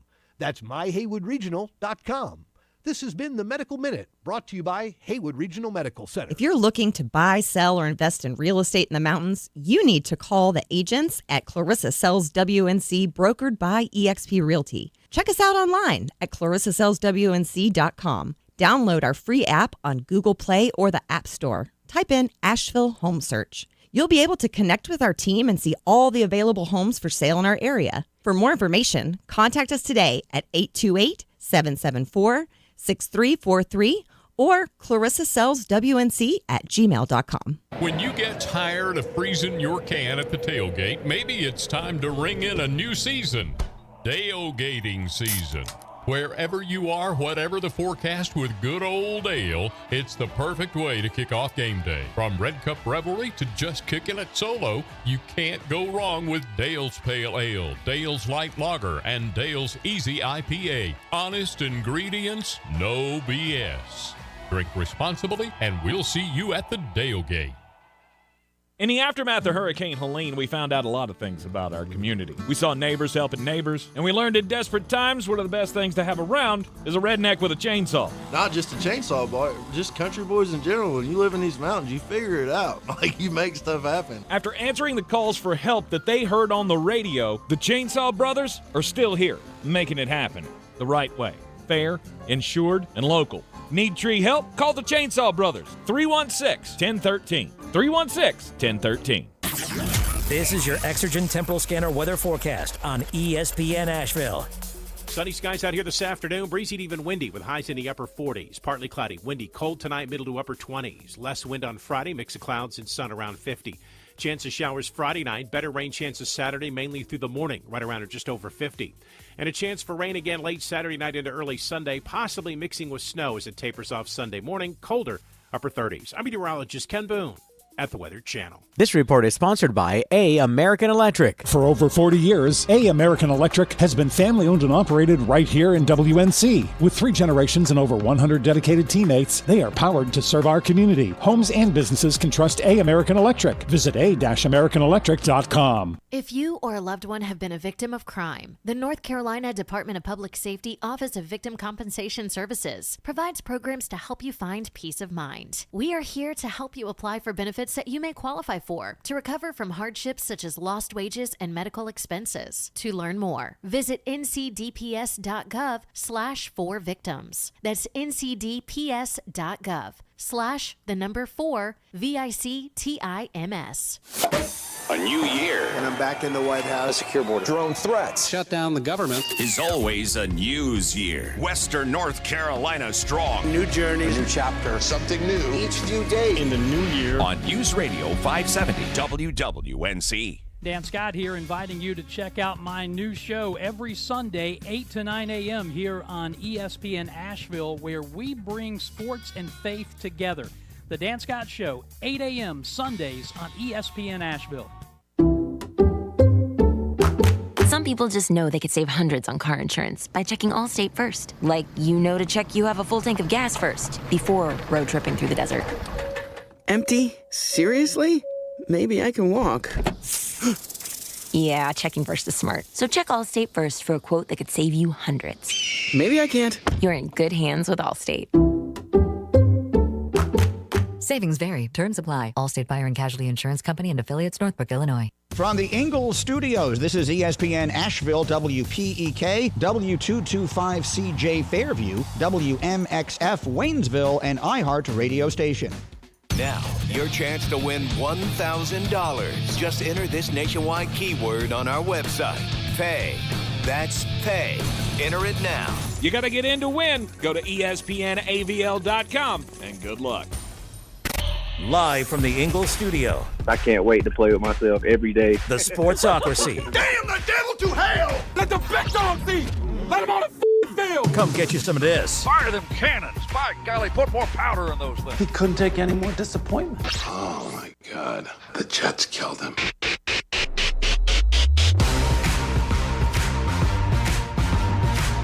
We are the Sportsocracy live on ESPN Asheville 92.9 FM. 880 AM 1400. The Sportsocracy heard everywhere you go around the world on the iHeartRadio app. Seen everywhere as well on YouTube. Just go to thesportsocracy.com. Click the live video link. Subscribe to the channel. And that way you can join us in the chat. Also, don't forget to follow us on all of the social medias at the Sportsocracy.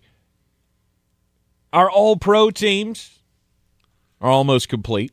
We've got the back half of the defense left to do. We'll get to the daily draft coming up in just a little bit in this hour as well before we turn you loose. And tomorrow will be a Football Friday. Yes, it will be a Football Friday where I yell Football Friday from the hills of Woodford, North Carolina.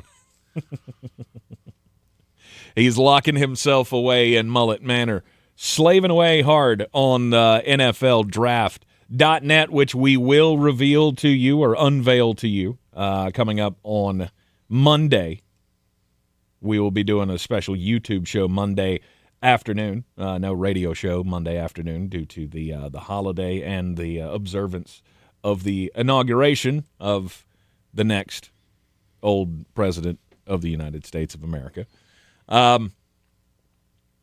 But we'll do an overreaction Monday on the YouTubes Monday afternoon, as well as give you the first look at NFLDraft.net. Yeah, this weekend would probably be a good time to get the dish mounted on your house. You should call somebody. Yeah, who do you call for that? Is there is there a Starlink the guy installation service? I mean, a handyman would be who I would specifically be thinking. A handyman. Just anybody you know that's handy. Mm-hmm. Well, I mean, I don't know very many handy people. You want me to tell you who not to call? You. Me. Well, one, I would trust myself on the ladder more than I would trust you on the ladder. I wouldn't get on the ladder, so it's I don't do heights. I know that. No. Precisely. That's what I'm saying. I definitely would do it myself before I'd call on you to do it. I don't know. If anybody knows, hit me up on the social medias. At Sports Take ESPN, let me know. Jonathan Welton said you should call the Chainsaw Brothers. They seem to know how to do everything else. Look, he's not wrong. I asked Coley the other day. He said he doesn't. I mean, he could screw it in, but he wouldn't know how to, hook it up or anything. So, I mean, I could in theory hook it up, but you also live in like Narnia. Yeah. So. But I need a hole drilled in the wall to put the cable through and stuff because it's a pain. It's a pain to have to deal with. But it's got to be done, right? This is why I rent Tank.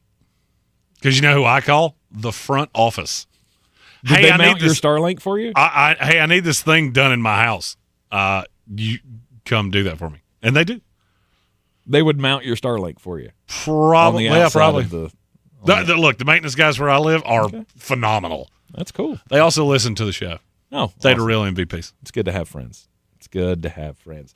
All right, the 2024 All-Pro team, the Sportsocracy All-Pro team. Let's talk about the linebackers. Best linebacker in the NFL this year was? Zach Bond. Zach Bond. Not really all that close either. I genuinely don't even have anybody all that close to him. It was good for me to see that the AP felt the same way I did. Mm-hmm. Because it really starts from there. Are we going 2 linebackers and then 5 secondary guys? Because that would be probably okay. That's probably the way you should go. So our team's going to play a little 4-2-5. Mm-hmm. I'm okay with that. Okay. All right, you're going Zach Bond, and then who? Frankie Louvu would be my 2. Wow. Okay. All right. Frankie Louvu. This must have been a popularity contest for the players. They went with Roquan Smith and Fred Warner. That would be my second team. Okay, so they went complete. The players went complete second team as the first team. And the AP went 3 linebackers for the All-Pro team. Zach Bond, Fred Warner 2, Roquan Smith at 3. No position got more votes than linebacker. Jamie and Sherwood got a vote. Didn't necessarily see that coming. Did his dad vote? Was Mr. Sherwood on the panel? No, and he deserved his vote. Did he? Yes. He was very good, Okay. as was Quincy Williams. Okay, all right. There were a lot of those. Devin Lloyd got a vote. DeMarvion Overshone. N'Kobe Dean, T's and P's for N'Kobe. Not going to be able to play in the rest of the playoffs. Edgerrin Cooper and Alex Anzalone. Those were the others that just got 1 vote.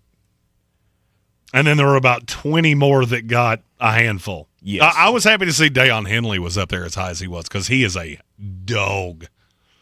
Also a player that I was super high on. Yes, you were. Levante David on that list. Zaire Franklin, Bobby Wagner. Bobby Wagner would have, if I had a 5th one, it would have been Bobby Wagner. Those were just some of the other that finished toward the top of the voting for the AP All-Pro team. All right, let's get into the corners. Patrick Surtain. He's the one. Derek Stingley.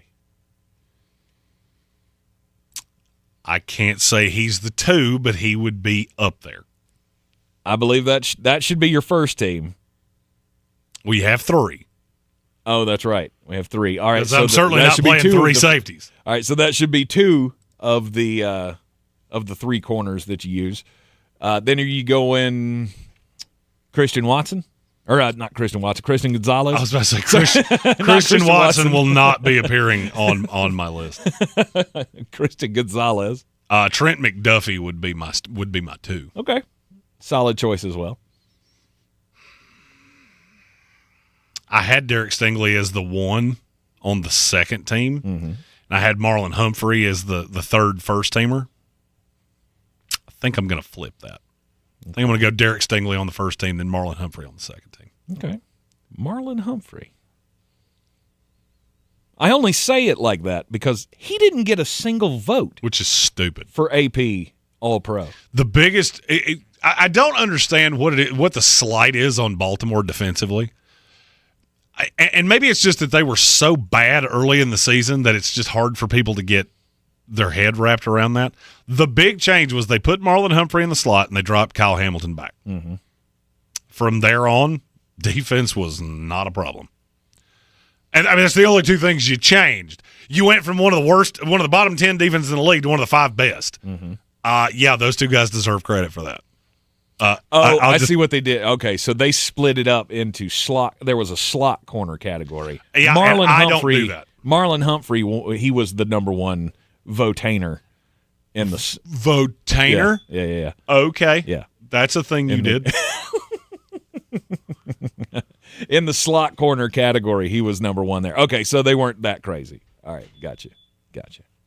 Yeah, Marlon Humphrey, to me, he deserves to be on the first team. I'm going to put him on the second because Stingley does too. And I guess that means that I'm going to have 3 or 2 slot corners on the second team because Garrett Williams from Arizona would be my next corner. Okay. Corner's one of those positions that I look at PFF and go, yeah, you do it right. Because invariably every year when I get to the end of the year and I've got 10 guys on this list, 7 of the 10 are in the top 8 on PFF. My 5, top 5 highest rated corners in the league. And then I kind of go off the board. Okay. Is there somebody that I haven't said that you have a great feeling about one way or the other? Not necessarily in a deserves to be there more sense of the word, but you have the 2 Philadelphia corners that have not been mentioned here. Both the rookies, Quinion Mitchell, Cooper DeJean, both those guys deserve a little shout out here. The rookies, I do not have another rookie on my team. Right. Those are the only names that I can really think. I mean, Derwin James. He got a lot of votes. Yeah, Derwin James I have as a safety. Okay. He still plays deep safety, even though he does line up in the – he's playing that, like, Joker hybrid role. Mm-hmm. That, to me, still – so Brian Branch still comes in as a safety. Chauncey Gardner-Johnson, Tyrann Mathieu, all those guys, even though they play a lot in the slot, I would still consider them safeties. Okay. For something like this, just I'm big on rules because it allows my brain to make all of this make sense. Yep. Now, as for my sixth one, I saw Tyson Carter say this earlier, and I knew who my sixth was, and he was last on the list, so just, kind of being a jerk because Tyson had a really good point earlier about George Kittle. Christian Gonzalez is my sixth. I understand that team's bad. Yeah. I also understand that teams looked at his side of the field and went, I don't think I'm gonna. Yeah. I think I'll just let it not happen. Yeah, he definitely deserves to be listed there as well. All right, and then safeties. You and I disagreed on this more than I thought we would. First team for me is probably the easiest two picks in the NFL. It's Kirby Joseph, it's Kyle Hamilton. Next. Okay. You didn't seem to agree with that. No, Xavier McKinney is on that list for me. Xavier McKinney's on my second team. He would be first team for me. Kyle Hamilton would probably be on my second team. I don't understand how anybody could look at Kyle Hamilton this year and go, yeah, he belongs on the second team. I cannot wrap my head around that to save my life. Mm-hmm. 5 points. That's what separates Kyle Hamilton and Kirby Joseph from every other safety in the league. Yeah, in the PFF ranking? Not even close.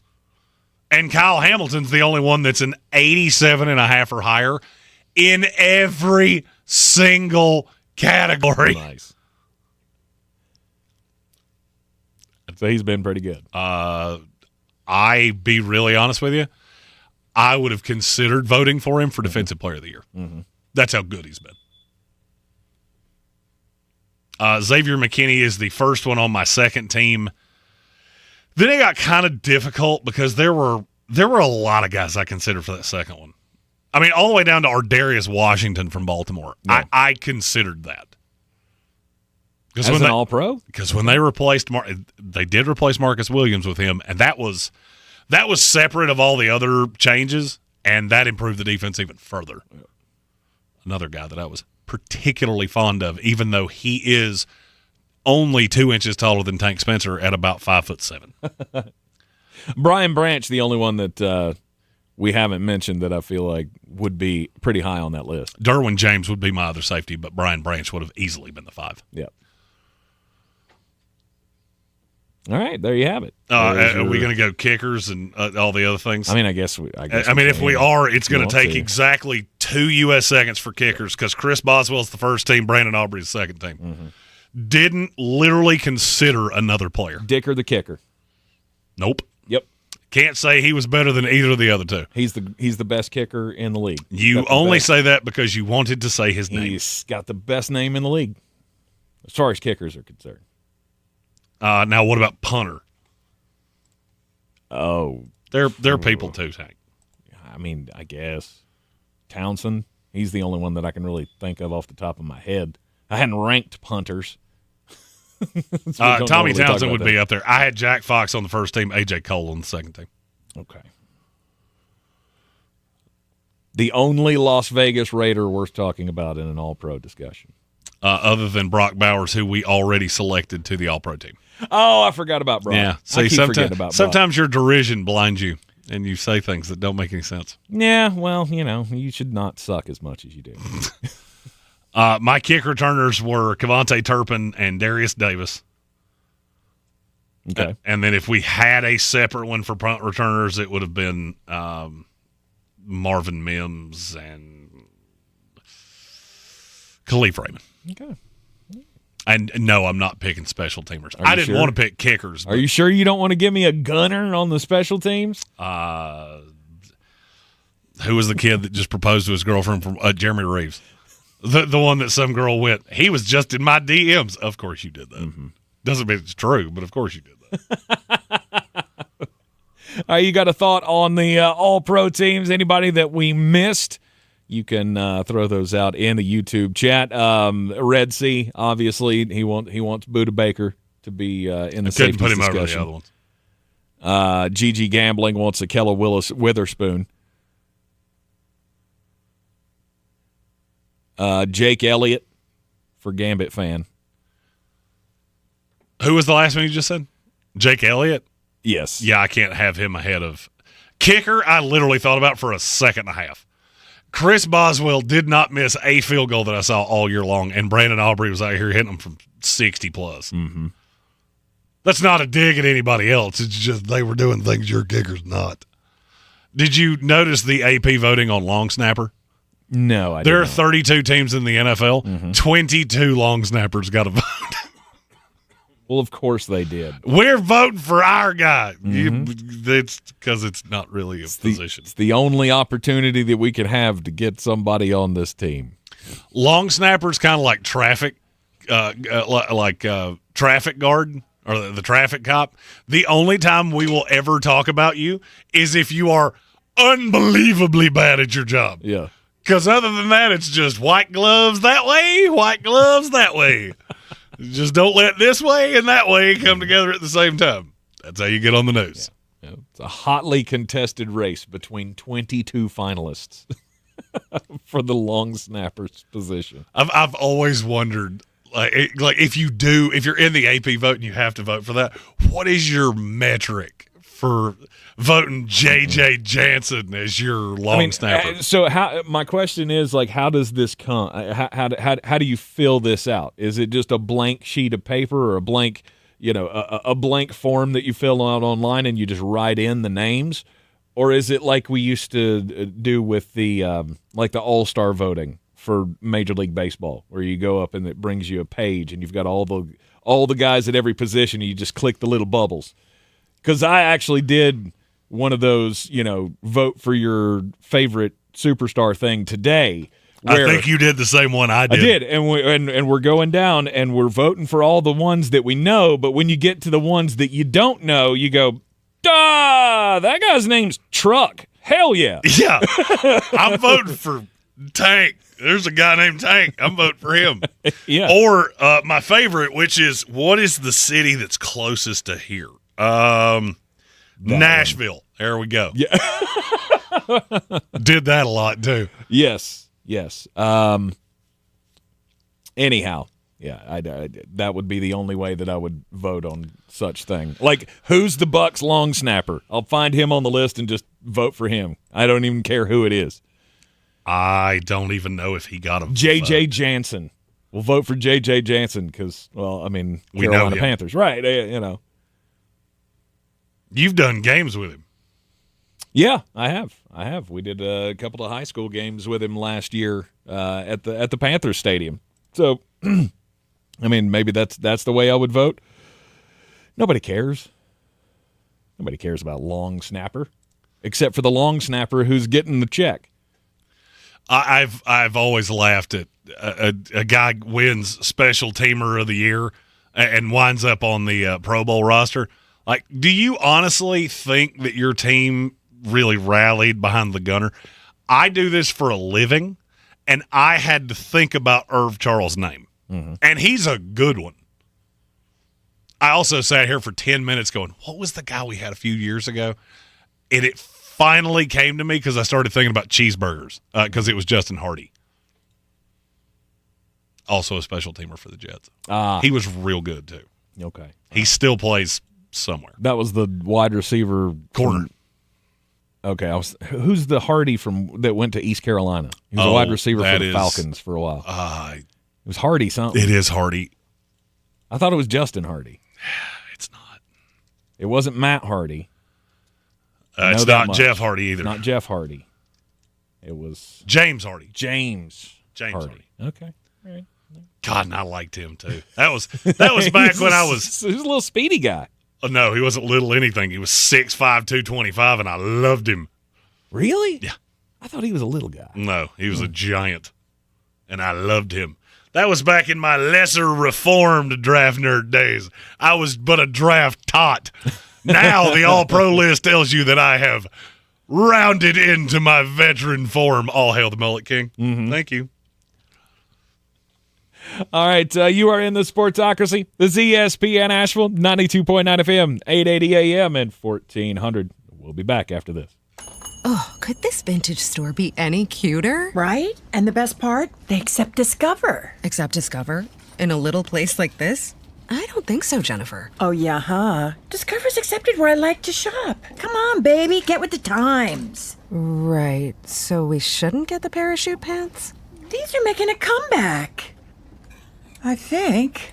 Discover is accepted at 99% of places that take credit cards nationwide. Based on the February 2024 Nielsen report. When you're in the thick of a project, Harbor Freight is the place that always comes in handy. Whether you're picking up something for your pickup truck or a power tool for your project, at Harbor Freight, your dollar always goes further. And these days, when everything seems to cost more, you can take pride in knowing that you get hard-working tools at hard-working prices. Whatever you do, do it for less at Harbor Freight. Hi, welcome to IKEA. How can I help you?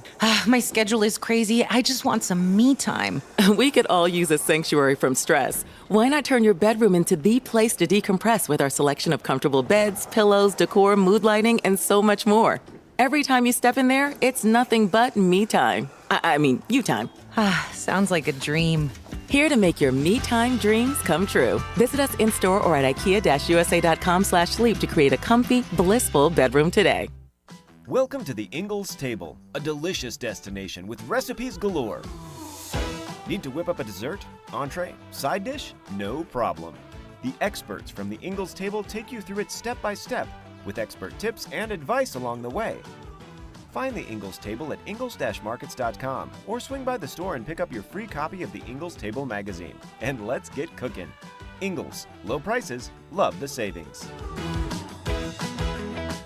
Mountain Graphics and Showtime Sports have teamed up under a new local owner to serve our community with the finest custom apparel and unique branded items at the best price. Mountain Graphics and Showtime Sports can customize whatever you, your team, or your local group may need with high-quality screen printing, embroidery, and laser engraving. Visit mtngraphicsavl.com or showtimesportsavl.com. That's mtngraphicsavl.com or showtimesportsavl.com for your local one-stop custom apparel shops. In the aftermath of Hurricane Helene, we found out a lot of things about our community. We saw neighbors helping neighbors, and we learned in desperate times one of the best things to have around is a redneck with a chainsaw. Not just a chainsaw, boy, just country boys in general. When you live in these mountains, you figure it out. Like, you make stuff happen. After answering the calls for help that they heard on the radio, the Chainsaw Brothers are still here, making it happen the right way.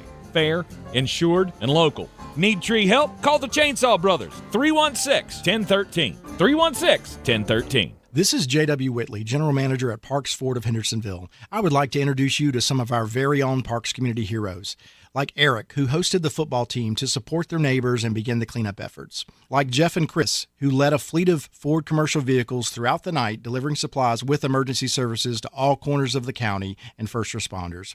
Nominate your community hero at parkscommunityheroes.com. That's parkscommunityheroes.com. Experience the Parks Promise today at parksfordhendersonville.com.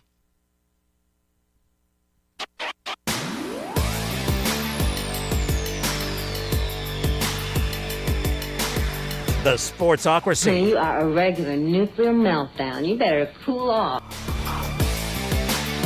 I would love to, but it is 8,000 degrees in here. And every commercial break, I keep forgetting to take my jacket off.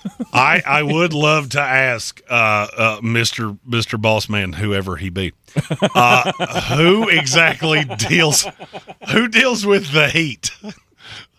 Because it's hotter than the 8th stage of Hades in here. Whoever he be. Come save me. I do not know who he, but could somebody possibly take a look at the furnace? Yeah.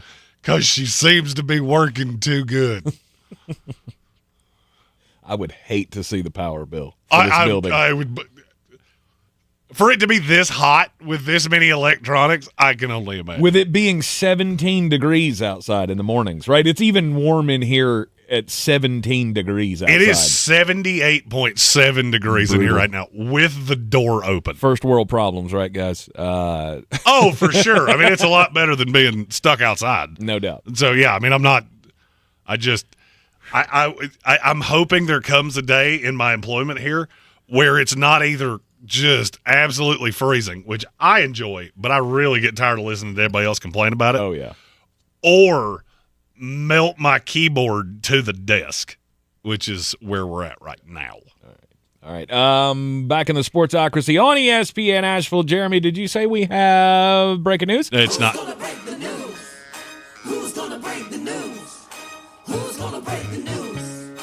Who's gonna break the news? I just wanted to dance. I was about to say, for as annoying as that is, it's really annoying when there's not actually breaking news. Oh, I thought you said there was. I said we had coaching news. Oh, okay. Okay. I thought you said breaking news, and it got me, excited. No, the Dallas Cowboys have like a falconer after surgery. I see what you did there. The Dallas Cowboys now have a new candidate in their coaching search. Obviously, Kellen Moore. We always knew that was going to happen. Of course. But they have added another in-person interview that will take place on Monday. Okay. What is the saddest name that I could say right here? Ron Rivera.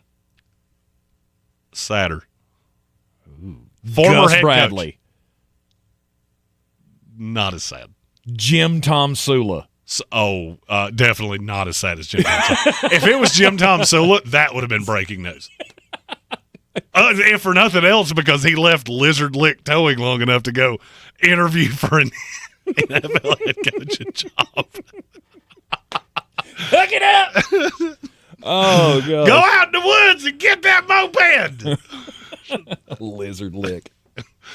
I used to love that show. You would. I used to love that show. I could see you having a haircut like that guy. Oh, yeah. I used to have that haircut. I used to have a flat top. This is a PSA to anyone that knew Tank when that was happening. If you have that picture, I will pay legit US dollars. You don't have for to pay much for it. I could send it to you. I mean, every picture I ever had before I turned 35 that's how I had my haircut. It was just flat top. Tank with a flat top, at least in my head. I never saw it, so I'm just spitballing here. Looks like the first cut from the casting call for Full Metal Jacket. Nobody would believe that he's a hard keister. No one. Mm-mm. You would look like the love child of that kid from Toy Story and Vincent D'Onofrio from Full Metal Jacket. Nice. I did not know you had a flat top at any point. Oh, yeah. That's all my life. From the time I was third grade. I also can't imagine you with hair. Well, I never really did have hair because I had my hair short all the time. So you could always see my scalp because even with the flat top, my head's so freakishly shaped that it was always like really short right in the middle when they would buzz it. Hair's never been a priority for me because I never had any. I cannot say that I share the same affliction. No, you do not share I have a mane like a lion. Yes, you do. Anyhow, so coaching news. The answer to the question before we went off on super tangent was Seattle assistant head coach Leslie Frazier. Oh. There are just certain names that just don't interview them because it's going to make your fan base sad. Mm-hmm. There are just some names that we can give up on. Hey, right? You mean that guy that left Buffalo and their defense got better every single day after he'd been gone? That's the guy that's – okay. Mm-hmm. Sure. I just think the same thing every time I hear the same names be thrown out for all of these. Jack Del Rio. How many years did we go through? Oh, is Jack Del Rio going to get his shot again? Who would want to do that? It's not going to be Jack Del Rio. Jack Del Rio was too busy telling the cop, don't you know who I am? Who I am? Oh, did he get popped? Oh, yeah. That's, I don't know, 6 months ago. Really? Oh, and he had a video, too. And he did that thing that you should never do. Do you know who I am? No, I don't, actually, because you hadn't been relevant in like 7 years. So. No. Sorry, Jack. I don't know. All right, you're in the Sportsocracy, and this is ESPN Asheville. Grizzly Bear 605 said that's the same guy that coached the Vikings, too. Yet it didn't end well. And I guess that's my thing, is that I look at some of these interviews, and I go, you're not really actually, honest to God, considering that, are you? The Jets interviewing Ron Rivera. I mean, really? Or Darren Rizzi. Mm-hmm. We interviewed the special teams coach that was the interim for the Saints. Or Mike Loxley. How did you get to that point in the room where somebody says, hey, I know we should interview. You know that coach at Maryland that's gone like 11-30 in the last 4 years? We should interview him because he's football. Who shares his agent? That's what I want to know. Oh, is that like a sop to the agent of, hey, if you bring him in for an interview and put him on the list, then maybe we'll take him to a nice steak dinner, get him, and you know what? Maybe he'll bring some crab cakes because they're really good in Maryland, and we can't get those up here because we're between the Jersey Shore, and a crab cake in New York is probably going to have, I don't know, a pound of Aqua di Gio on it and a film that you can't get rid of no matter how many times you boil it. No. You're in the Sportsocracy, and this is ESPN Asheville, 92.9 FM, 880 AM, 1400. This is your Exergen Temporal Scanner weather forecast on ESPN Asheville. Sunny skies out here this afternoon. Breezy to even windy with highs in the upper 40s. Partly cloudy, windy, cold tonight, middle to upper 20s. Less wind on Friday, mix of clouds and sun around 50. Chance of showers Friday night, better rain chances Saturday, mainly through the morning, right around or just over 50. And a chance for rain again late Saturday night into early Sunday, possibly mixing with snow as it tapers off Sunday morning, colder, upper 30s. I'm meteorologist Ken Boone at the Weather Channel. This report is sponsored by Rapid Radios. Rapid Radios are instant push-to-talk walkie-talkies offering national LTE coverage and no subscription ever. Business owners can now keep in touch with up to 200 staff members at one time. Go to rapidradios.com now for up to 60% off and free shipping. This is a story of the one. As a maintenance specialist for university housing, he knows college students can major in wear and tear. Plus, housing so many students doesn't leave a lot of room to house all the supplies he needs. That's where Grainger comes in. With over 1 million industrial-grade products and fast, dependable delivery, Grainger carries the quality products he needs so he doesn't have to. From a new door hinge to a whole new faucet. Call, click Grainger.com, or just stop by. Grainger, for the ones who get it done. FEMA funding is available to support repairs on private roads and bridges, even if your primary home is not damaged. For more information or to schedule an inspection, call 1-800-621-FEMA. Again, call 1-800-621-3362. Some people just know they could save hundreds on car insurance by checking Allstate first. Like you know to check the propane tank on your grill first, before hosting a tailgate. Let's fire up. Here, let me try. Seriously? You didn't check the propane? Who wants chips? Yeah, checking first is smart. So check Allstate first for a quote that could save you hundreds. Salt and vinegar? You're in good hands with Allstate. Savings vary, subject to terms, conditions, and availability. Allstate Fire and Casualty Insurance Company and Affiliates, Northbrook, Illinois. If you're looking to buy, sell, or invest in real estate in the mountains, you need to call the agents at Clarissa Sells WNC, brokered by eXp Realty. Check us out online at clarissasellswnc.com. Download our free app on Google Play or the App Store. Type in Asheville Home Search. You'll be able to connect with our team and see all the available homes for sale in our area. For more information, contact us today at 828-774-6343 or clarissasellswnc@gmail.com. Do better, be better every day. That's the Parks Promise. Our mission, to improve lives with every interaction. This is JW, General Manager at Parks Ford Hendersonville. Experience the Parks Promise today at parksfordhendersonville.com. That's parksfordhendersonville.com. Welcome to the Ingalls Table, a delicious destination with recipes galore. The experts from the Ingalls Table take you through it step by step with expert tips and advice along the way. Just visit ingalls-markets.com. Ingalls, low prices, love the savings.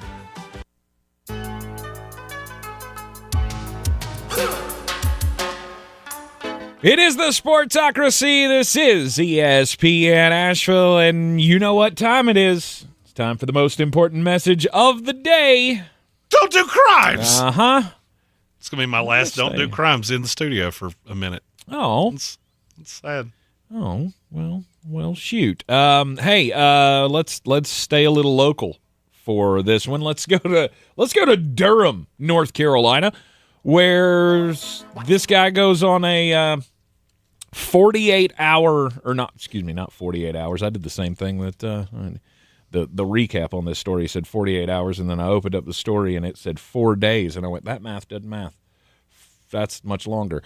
A 4 days. That would be 96 hours. Thank you very much, Bob. I am indeed a math magician. Over a 4-day span, a Durham man named Tyler Ursery. Is he related? No, he's not related. It's spelled differently. It looks like it though. Ussery is his name. Tyler Ursery. I do not believe he's related to Ariante. No. He was arrested Wednesday evening in Durham, where he faces a bevy of armed robbery charges because, as I said, in a 4-day span, he pulled off 8 of them. Now, when I say pulled off, obviously he didn't pull them off because he got caught for all of them. Shocker of shockers, this guy's not too bright. You would think that if you wanted to try to get away with some crimes, you may want to be, what's that thing they call it? Under the radar. A low profile, nobody recognize you, whatever. Apparently this guy goes around and he hits a CVS, he hit a couple of mom and pop shops, a couple of gas stations, a Domino's Pizza, a Subway, a KFC, and a Taco Bell, the one of those combo stores, hit a shoe store and another gas station. He didn't use anything to block his face, and his face is covered in barbed wire tattoos. Like from neck all the way to the top of his hairline.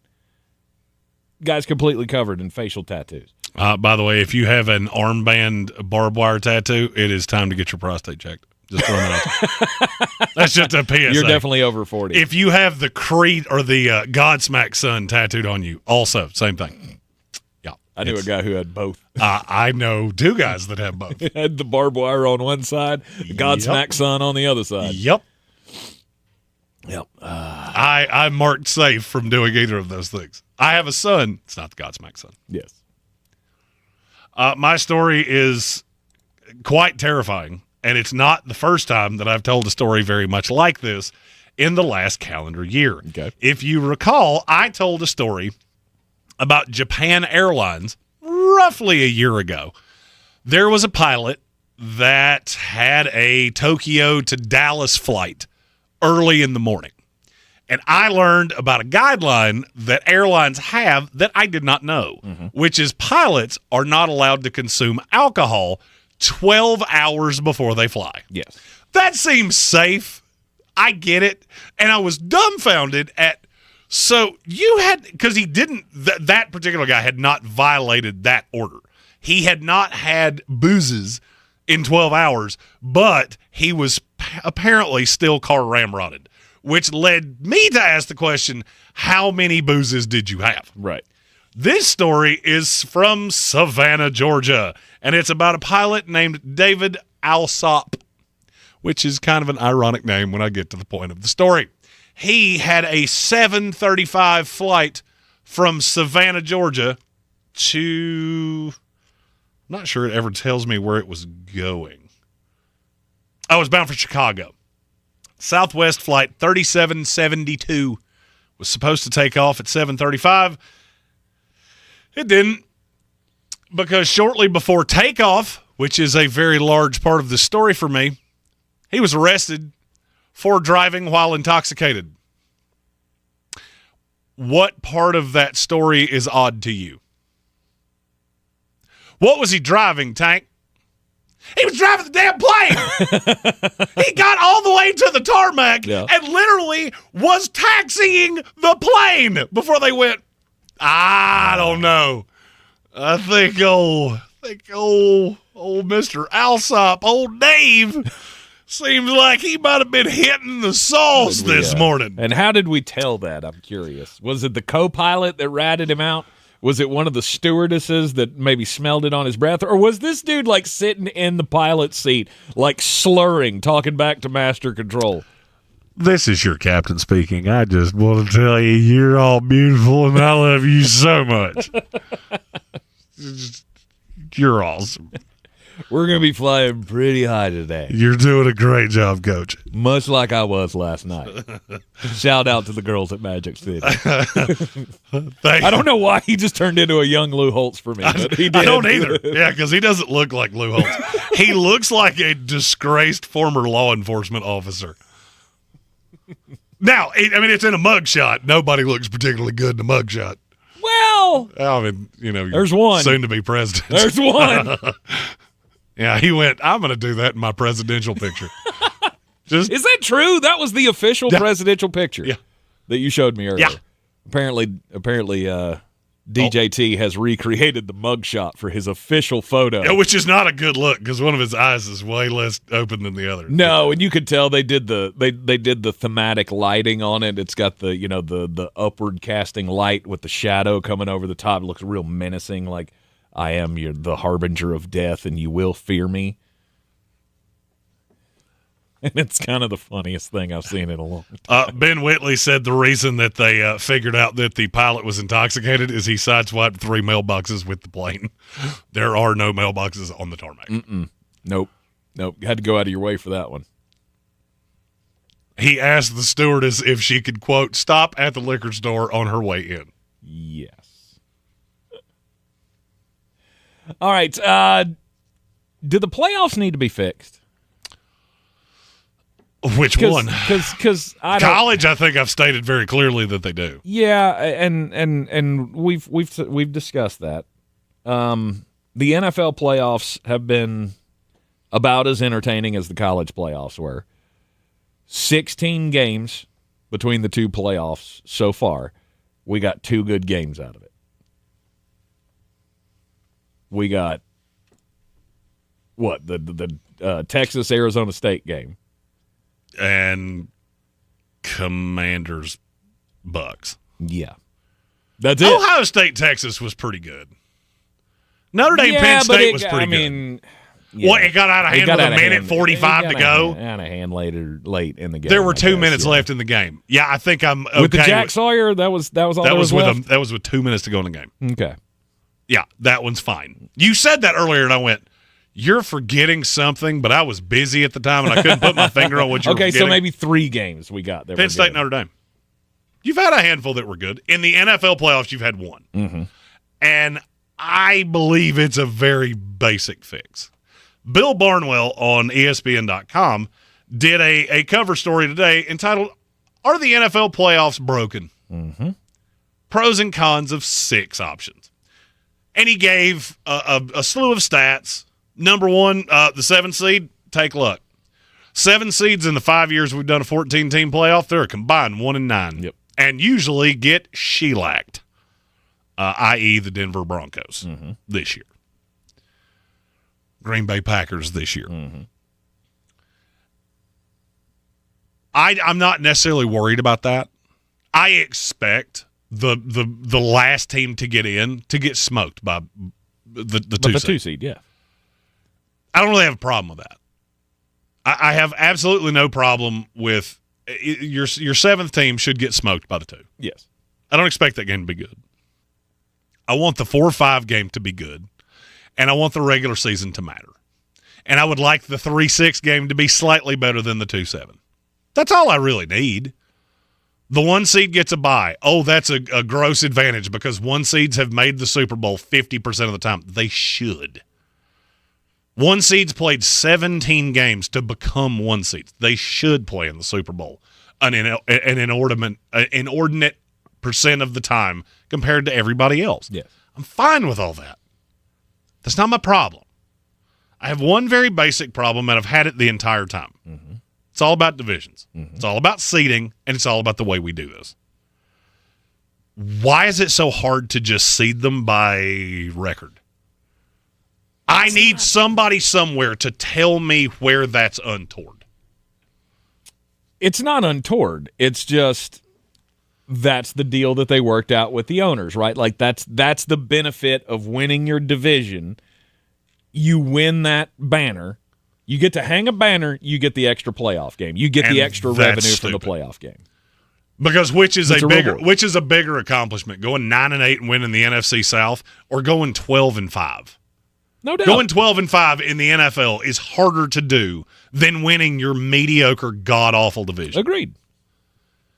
That's the only thing that needs to be fixed. I mean, I get it. We've had a lot of gnashing of teeth here, but do you know what the NFL playoff schedule would have been if we had just gone by order of finish? What's that? So in the AFC, you would have had literally exactly what you had. Okay. Minus the Chargers would have been at home against the Houston Texans. It's the only difference you would have gotten there. Because the Texans were 8-4 in the conference, which is better than the 7-5 and 6-6 of the Broncos. Mm-hmm. So the AFC was fine. And I'll level with you, I've had no qualms with the AFC playoffs so far. I was a little surprised that Houston was able to kind of dog walk the Chargers, but you turn the ball over 4 times, that happens. It's the other conference that's a little bit of a, that would have been, that could have been markedly different than it was. Okay, how so? Well, because your 3 seed would have been the Minnesota Vikings. Mm-hmm. So instead of having to go to the Rams, and I get it, that game was in Arizona. Instead of having to go to the Rams, they would have also played the Rams, but it would have been in Minnesota. Mm-hmm. Do you think that game goes differently in Minnesota? Because I do.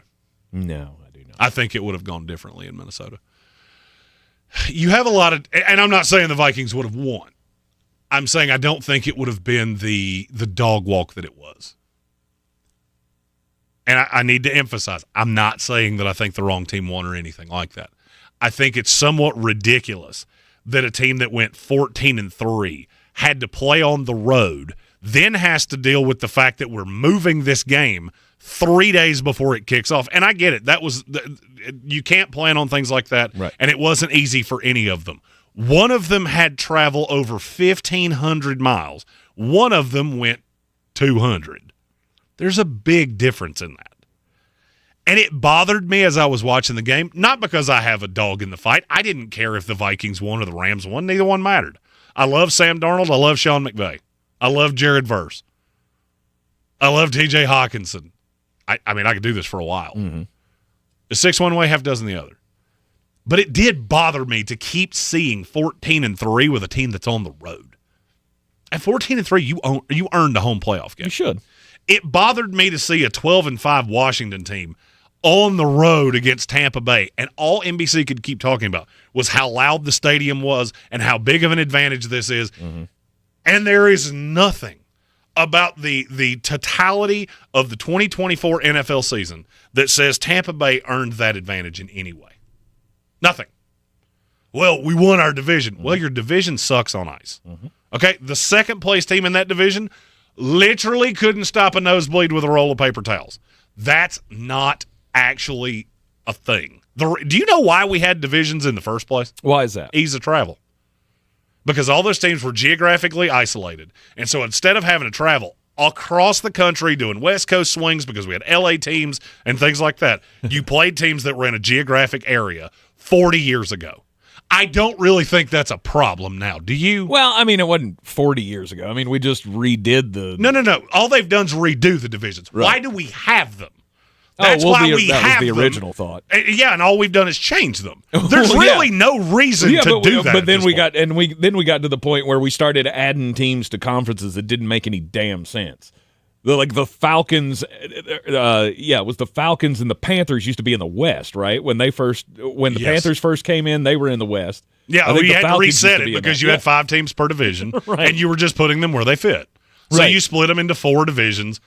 Okay. Tampa Bay used to be time for another reset. Tampa Bay used to be in the Central with the Green Bay Packers and the Minnesota Vikings. And it's time for another reset. Because we're broken. We reset that for exactly what you just said. We had to move Seattle to the NFC out of the AFC because we had a misbalanced number of teams. Well, now we have a misbalance as well in that some of these divisions are absolutely awful. Awful. The NFC South is terrible. Terrible. And I'm going to level with you, and I mean, I hate to say this, but it's the truth. That's 4 bad organizations. I'm not saying you can't have good years. There's no Buffalo Bills there. There's no Kansas City Chiefs there. None. You're all 4 bottom 12 of the NFL run organizations. Yes. This is why we changed this the first time. We also had 100 years where the NL and the AL didn't play each other. But why did you do that? Well, because it's what's always been done. But why? If your answer to something is because that's how we've always done it, that is a number 1 red flag that it's probably absolutely dumb as hell. And this is. This is. And I think these playoffs prove it. Do I think it's going to change the outcome? No, I don't. Do I think it changes the television product? Do I think it changes and I'm not even going with the fairness. It changes how I feel about the regular season. When I'm reading an article of someone literally talking about should teams even care that they got the 2 seed, that's bothersome to me. Because that was in the Bill Barnwell article. There's no advantage. Well, the advantage is that you'll play at home if you play anybody but the 1 seed. But in terms of outside of that, you're not wrong. No. You're not wrong. You can reseed them, but does it mean that anything's going to change? I mean, the fact that Tampa Bay just had to play at home against the Washington Commanders and they ended up losing, that game would have been worse if they'd have been in Washington, more than likely. Now, there's a good question in the YouTube chat. Grizzly Bear said we should do a division reset, and I'm okay with that. I want to take it a step further, though. We should mix it all up. I say you go 16 in the NFC, 16 in the AFC. You get 2 teams that every year you play twice, and it's your biggest rivals. Every team in the NFL has 2 rivals. Every team in the NFL has a 3rd division game that doesn't really make any sense. I'll use your team. Which 2 teams do you hate more? The Saints and the Falcons. Exactly. That Panther game always feels a little clunky. Yeah. Guess what? They feel the same way about you. Take it out. I don't need that. Carolina and New Orleans was battle for the division for quite some time. That's where that rivalry came from. You also had a lot of players that played for one that played for the other. The Falcons and Carolina, geographically closer to each other. Okay. Yeah, that's a I-85 rivalry. You can't get rid of that. Because you know what else that changes? What's that? How you schedule. Because now instead of just catching an AFC West, we did this with New England forever. New England got as lucky as any team I've ever seen. Every single year, the AFC East played the worst division in the NFC. It was like a rotating door for 20 years that New England somehow came out on the right side of every single year. There's no reason for it. And if you look up and down the NFL at how different strength of schedule is, there's a massive disparity. The Miami Dolphins, what do you think the average winning percentage of teams they played this year was? They didn't make the playoffs, so it didn't really matter. No, I don't know, 45%. You're too high. It's 419. Wow. 419. Meanwhile, the New York Giants was 554. I understand you can't legislate all of these things. I'm fully well aware of that. But I'm to a point, and I'm obviously biased because I'm a fan of a bad franchise. I don't really know how you're supposed to get out of this. I don't know how you're supposed to get out of mediocrity. Oh, well, you get the worst team in the divisions that you play. Do you know what that means for the Jets next year? What's that?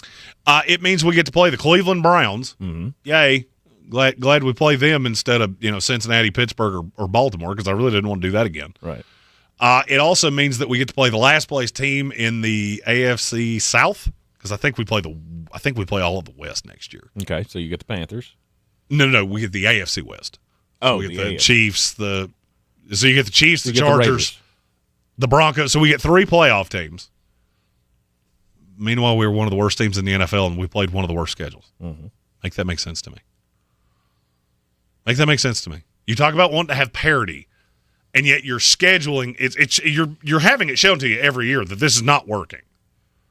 Because we have certain divisions that are just completely topsy-turvy. We have other ones that aren't at all. The NFC East has basically been the same for the better part of the last 10 years. The New York Giants are going to be at the bottom of it. The Philadelphia Eagles are going to be at the top of it. Washington or Dallas is going to be in the middle. And every once in a while, they'll flip up and get the 1, but Philadelphia is still going to be the 2. Not a whole lot has changed there outside of what I just said.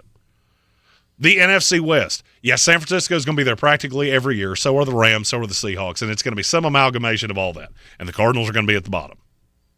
Check the standings of that division over the last 12 years. See how many times it hasn't been the way I just said. I think you got a problem. How do you fix it? That's not really my job. But I must say, going into a weekend where I think we have 4 games, and I think 2 of them are not going to be pretty, I hope a change is coming to the playoff format, and we don't just talk about it. Yeah, well, we will talk about all of the playoff games coming up tomorrow on a Football Friday. Yeah, we'll be back with you here on ESPN Asheville at noon. Look at myself as a high-performing athlete, even at 40 years old, and so I want to be able to run and run fast and do things that I could 15 and 20 years ago, and it was getting to the point where the pain was starting to limit that. Pain attacks people from all walks of life, not just former professional athletes like Bobby Carpenter. That's where QC Kinetics non-surgical treatment steps in. And now that the pain is gone, I've been able to go and do the stuff that I love and run fast and run sprints and try to get back to where I was. QC Kinetics regenerative treatments use your body's own healing properties to deliver long-term relief without surgery. Now, being able to go and work out and do the stuff that I want to do and challenge my body, it's made me a better person, a more pleasant person to be around. Don't wait. Call QC Kinetics for your free consultation today. QC Kinetics. Call QC Kinetics, 828-333-9517. That's 828-333-9517. 828-333-9517. It's a new year, and maybe it's been 6 months or more since your last dental appointment, or maybe you're just looking for the best dentist in Asheville. Well, at Asheville Smiles, Dr. Merrill and the team are dedicated to making 2025 your year to shine. Whether it is routine family care or the latest in cosmetic dentistry, they provide world-class dental care with a hometown heart. It's time to invest in your health and confidence because your smile deserves it. You can schedule your appointment today and learn more at AshevilleSmiles.com. Start the new year with a reason to smile. Again, it's AshevilleSmiles.com. Hi, welcome to IKEA. How can I help you? My schedule is crazy. I just want some me time. We could all use a sanctuary from stress. Why not turn your bedroom into the place to decompress with our selection of comfortable beds, pillows, decor, mood lighting, and so much more? Every time you step in there, it's nothing but me time. I mean, you time. Sounds like a dream. Here to make your me time dreams come true. Visit us in-store or at IKEA-USA.com/sleep to create a comfy, blissful bedroom today. Are you 50 or older? This news is for you. The CDC now recommends you get vaccinated against pneumococcal pneumonia. Even if you're healthy, your age puts you at risk. People 50 or older are over 6 times more likely to be hospitalized with pneumococcal pneumonia compared to adults 18 to 49. Just one shot can help protect you. Learn more and schedule at vaxassist.com.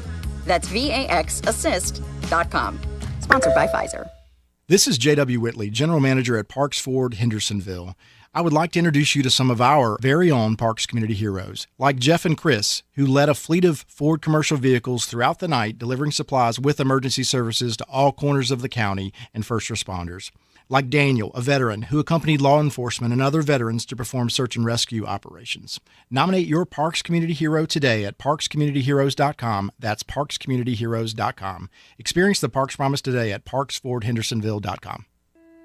It's time to discover the convenience and time savings of contact-free pickup with Ingles Curbside. Just visit shop.ingles-markets.com or download the app. And your Ingles personal shopper gets to work with specialized training on how to select the freshest items for a pre-scheduled pickup. They'll even text you with updates. You pull up to a designated space and your personal shopper delivers your items right to your vehicle. Fresh, fast, and affordable. It's all in the bag. Ingles. Low prices. Love the savings. This is your Exergen Temporal Scanner weather forecast on ESPN Asheville.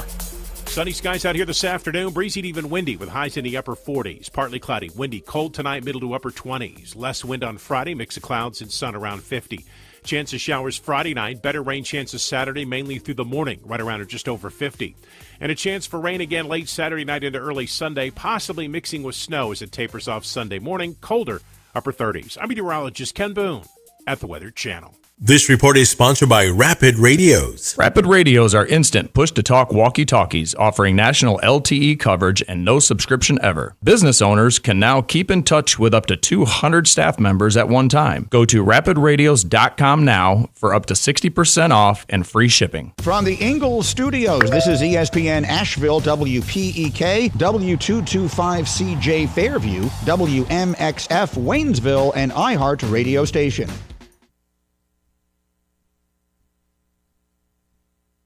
Radios.